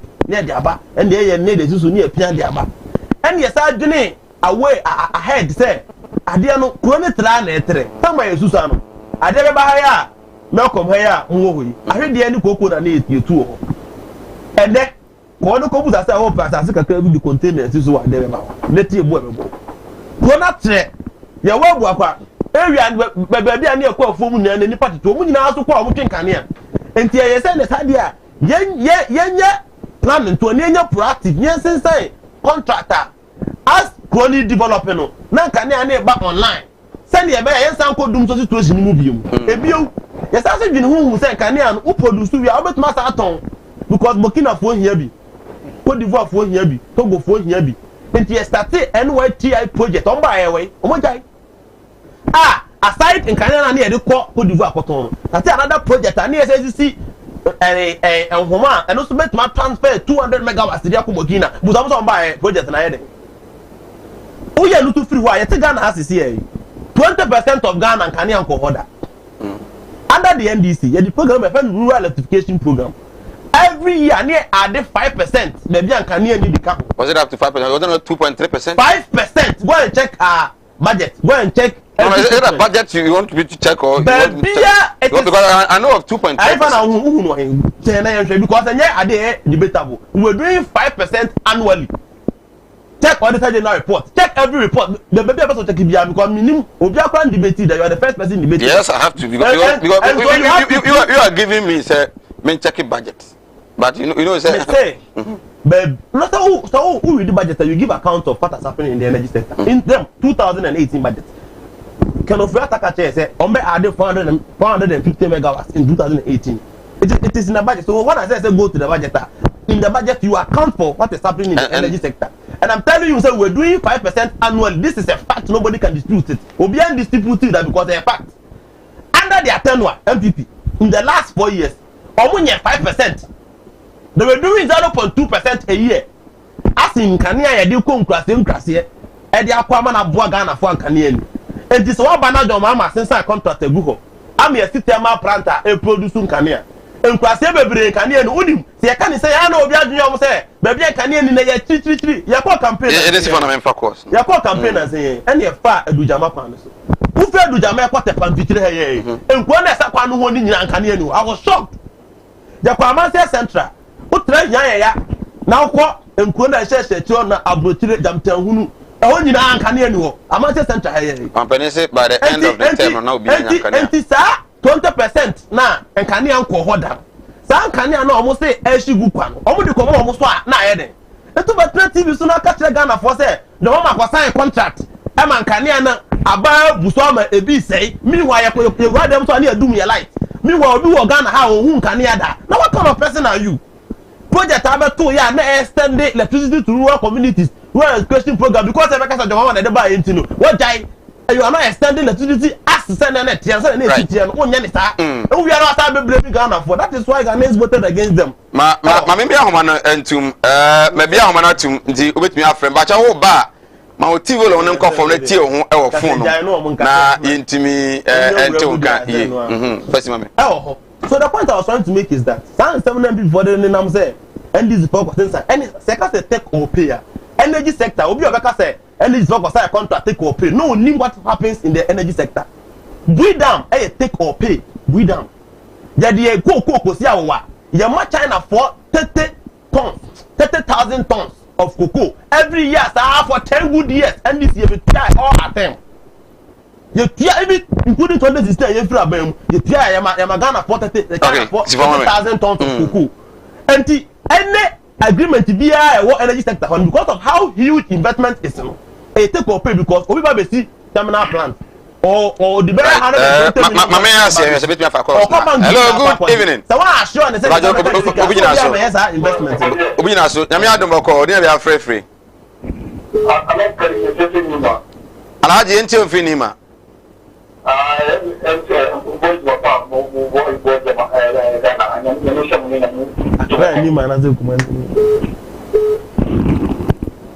Alhaji kasa yetio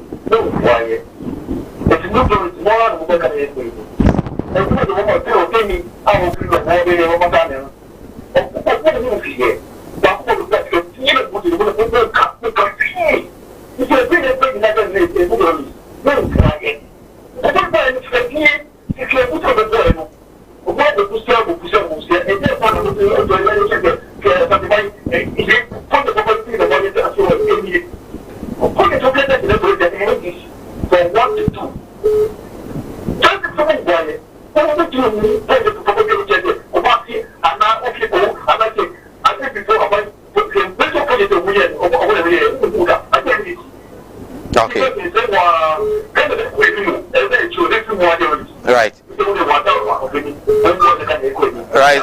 Alhaji Yanso Yada say Yacheni Mafunyina. Hello, good evening. Hello. Good evening. Good evening. Good evening, free and you Ali Yentio.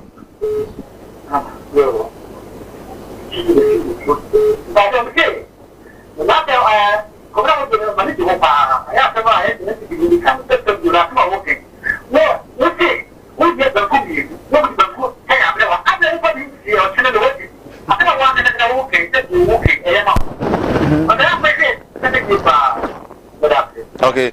Yeah, so yeah, that's 0202668461. Hello, good evening. Yeah, good evening. Good evening, free. Yeah, I'm Takwa. It's an interview, Takwa.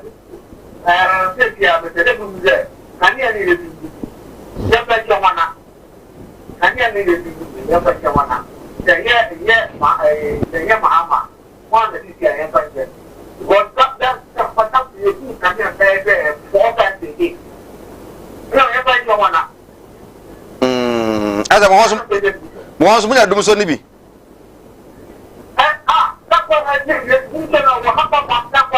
Wow. Wow. Okay. Mr. Sean, you made home come on. Hello, good evening. Dako Peniana. Okay.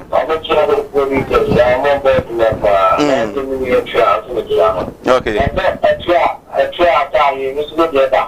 Ah, ode bra. If you see a film, you almost die.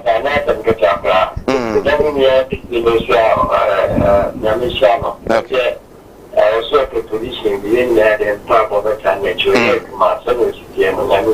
good. The cabinet can say, okay, NDC now, so this is supported with PTA. Oh, young top yard, you pay for the PTA where she telling you what kind of a convo and the media is going to be person who also send your NDC as a welcome. The claim we are them, who send the local for the money who will do this at the Armenia. For them, they do so, and now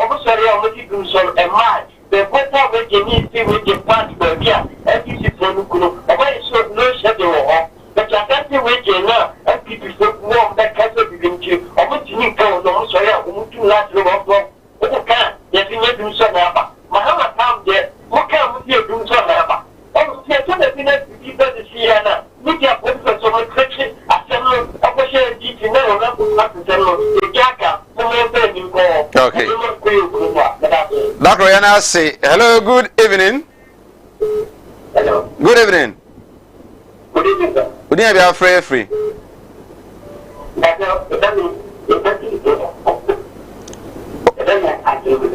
Anto do kasa free. Ngoko, okay, yentio.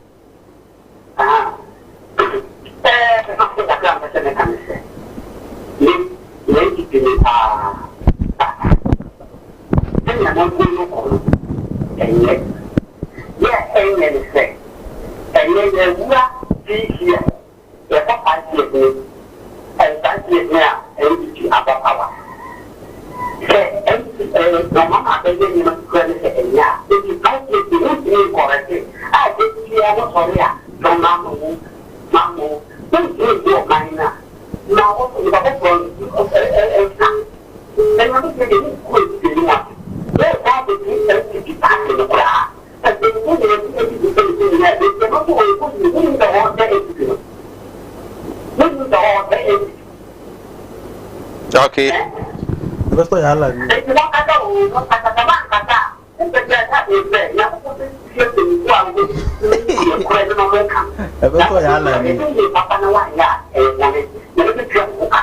About it. Yeah, so yeah, that's a chango kofu nyina. Hello, good evening. Okay, we say good evening, Sir Mike. Hi, good evening, Sir Mike. I'm watching your show. In fact, this is the hottest show. My greetings to the incoming secretary, Yamwa. And so, Edith Fijasi, Yamwa. Okay, what? They are muy. And yes, they are muy bia. Hello, good evening. Motivo on come from there until good evening. Good evening, sir. Would you have free? Okay, until. But you manage the program, but then I don't lose it in the air costume. I am one person Greco every shot or report now. Nothing I appreciate that you are can not come on this. Now, the woman report that rumor is not true. In fact, we are considered of the history of what we are saying here. It's the moment I report I agent. No more than more than issue. Okay. Oh, I say, young far free for Insia, young Reno, I a bit famo in Siena Fiere. Na yen sorry so oh minia kike can send me but me person what here say eba energy sector na take or pay agreement na mo sign go on it wasn't the best what you say and na me chemu a kire no say ye wo generation capacity a nipa no ne pampans woni what you say dey metimi aye ni ana dey metimi use ni what you want to go kase ule lines say enko Burkina we say who say Ghana hankwa na you produce electricity we sell it around 27 cents uko Cote d'Ivoire 8 cents uko Burkina 11 cents other neighboring countries they don't sell above 10 Ghana kwa produce 1 mega we have to sell it 27 it why na better mobile is still the same what did you make and make a tell say ye kike contract ni mu bi because ehu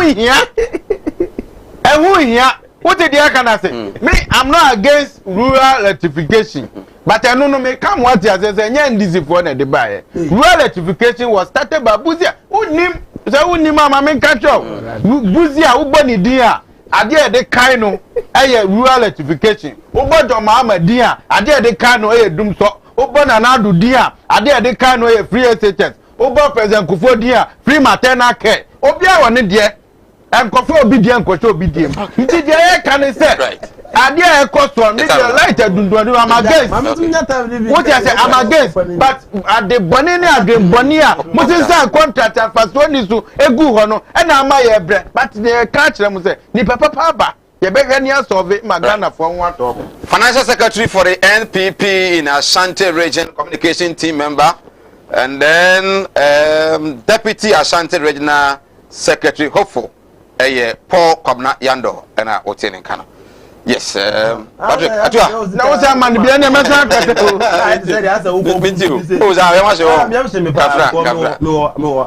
Make your point and let's. And say, and can you answer na ye kana or kana? enya no kreda say president Kofo na okoye start rural electrification buzi akoye NDC launching program aye to the rural electrification program no kre anase nya no kre okay mobile no mato aso anase mo nto aso enti unim assembly ho ha wo kan adanse ho abusafo mo hwen nkwase bebre ho aye de kan ne ma wo NDC time ani o mu ntwa live be kra no mu da mu free asma mi ke obi a wo hwe mi a wo sa kuro ni bisu bia woni yedu ani akonete amomo no mu da ko mo kan na se no mu yuzu enti se na wo ba na be ka kire se na wo man kan na buso but wo da abuso no wo te ho amade ne eye kabat umpa bi nkonkura se na je se aburo na wudi again wo say NDC turn no 27 cents which is force what kai oh masama mi kama which is force the highest score was around 17 cents and I want to say Cote d'Ivoire 9 10 and no fresh it is around 12 10 right that I was young for the 17 now Cote d'Ivoire turn in there now what you what produce what there co waste what is there now obi say me turn 12 center famano what is 17 me turn am co waste na mo ka 17 abro obi ma 12 does it make sense right me na ma se nyame adoma Sunday obana ma ho ye Sunday obana ma ho ye fe no ne birthday Sunday on the 4th and at 5th and 7th my birthday and do April born oh yeah me 16th April born me and April association oh yeah me 27 oh platform so and then ya gada April for nyina oh na ya fa me kan right Patrick Kwame Etua NDC regional communication team member and also Otienka me Sir Mike on behalf of the entire crew ya chewe bia hwe hu ye nyame enka ho nyame admo china ye be sia ya kra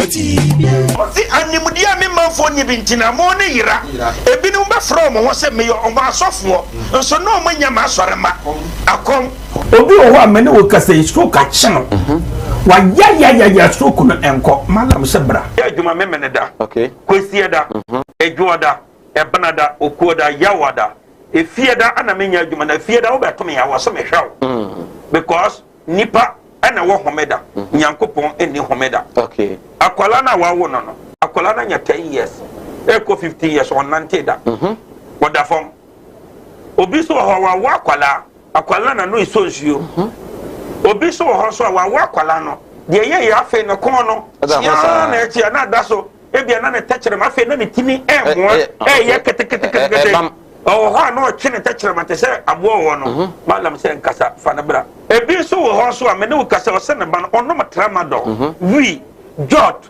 sabe ko ke abai be ni nyina ono o sa gulu an kasa nkra no o sa twi gulu ka ho mene wo kasa o ba bi na wono ne kodaye afa de ye obe ma no kwati na twa wura mu a ase eya dan te se achikide eti malam se wo de abra oba bi wo ho na wo de no aye den onu be ma hia pa na nsuo ni nyina saba bonten enti eno ntina ma onyem eno no wo ba me kire wo kwan no wo be hu na say abaye mremremre okay wo ba nyim easily piaw so ho adwiru ene danta de bibo ano Mala Muhammad Spiritual Herbal Center ebena da bia 7 to 9 p.m. ene ni hia Kumawood TV na yenya mre enwura sunsumu eno suko na ohaw eda oso no mala mo hwe na onyi emfiri o emfa emawo etwere yare bia edam wusika na ayira na hwe ojapade bi na obi enam kwa bi so age afiri nsem utu gold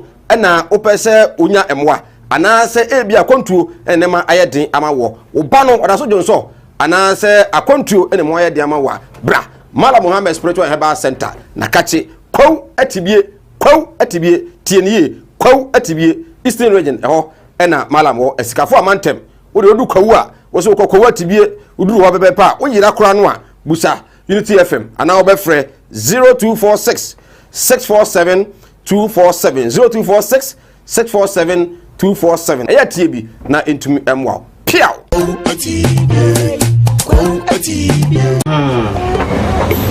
well our pia we say free mu why the den the slower we na fa kokko we na se dia wa woni tu awo fa se no mo ma ye dena ma menti we we na wo yere na mfa nkonko ye diguma na ma me wai ebusa yenko Kumasi munko Kumasi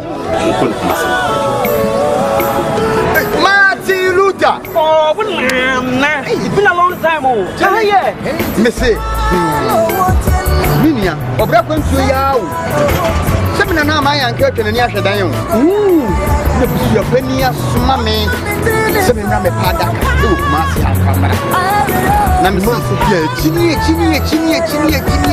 yenya da ka yi na nsani o na nsemu na ngoda so a mo hia me de we problem kra wo beje di se me free Dubai betru Ghana ana me na confidential wo to na nan mo ansia do ni eje yi ni bo me so e wa brede me ni kapre odu obi na kire me go straight casket shop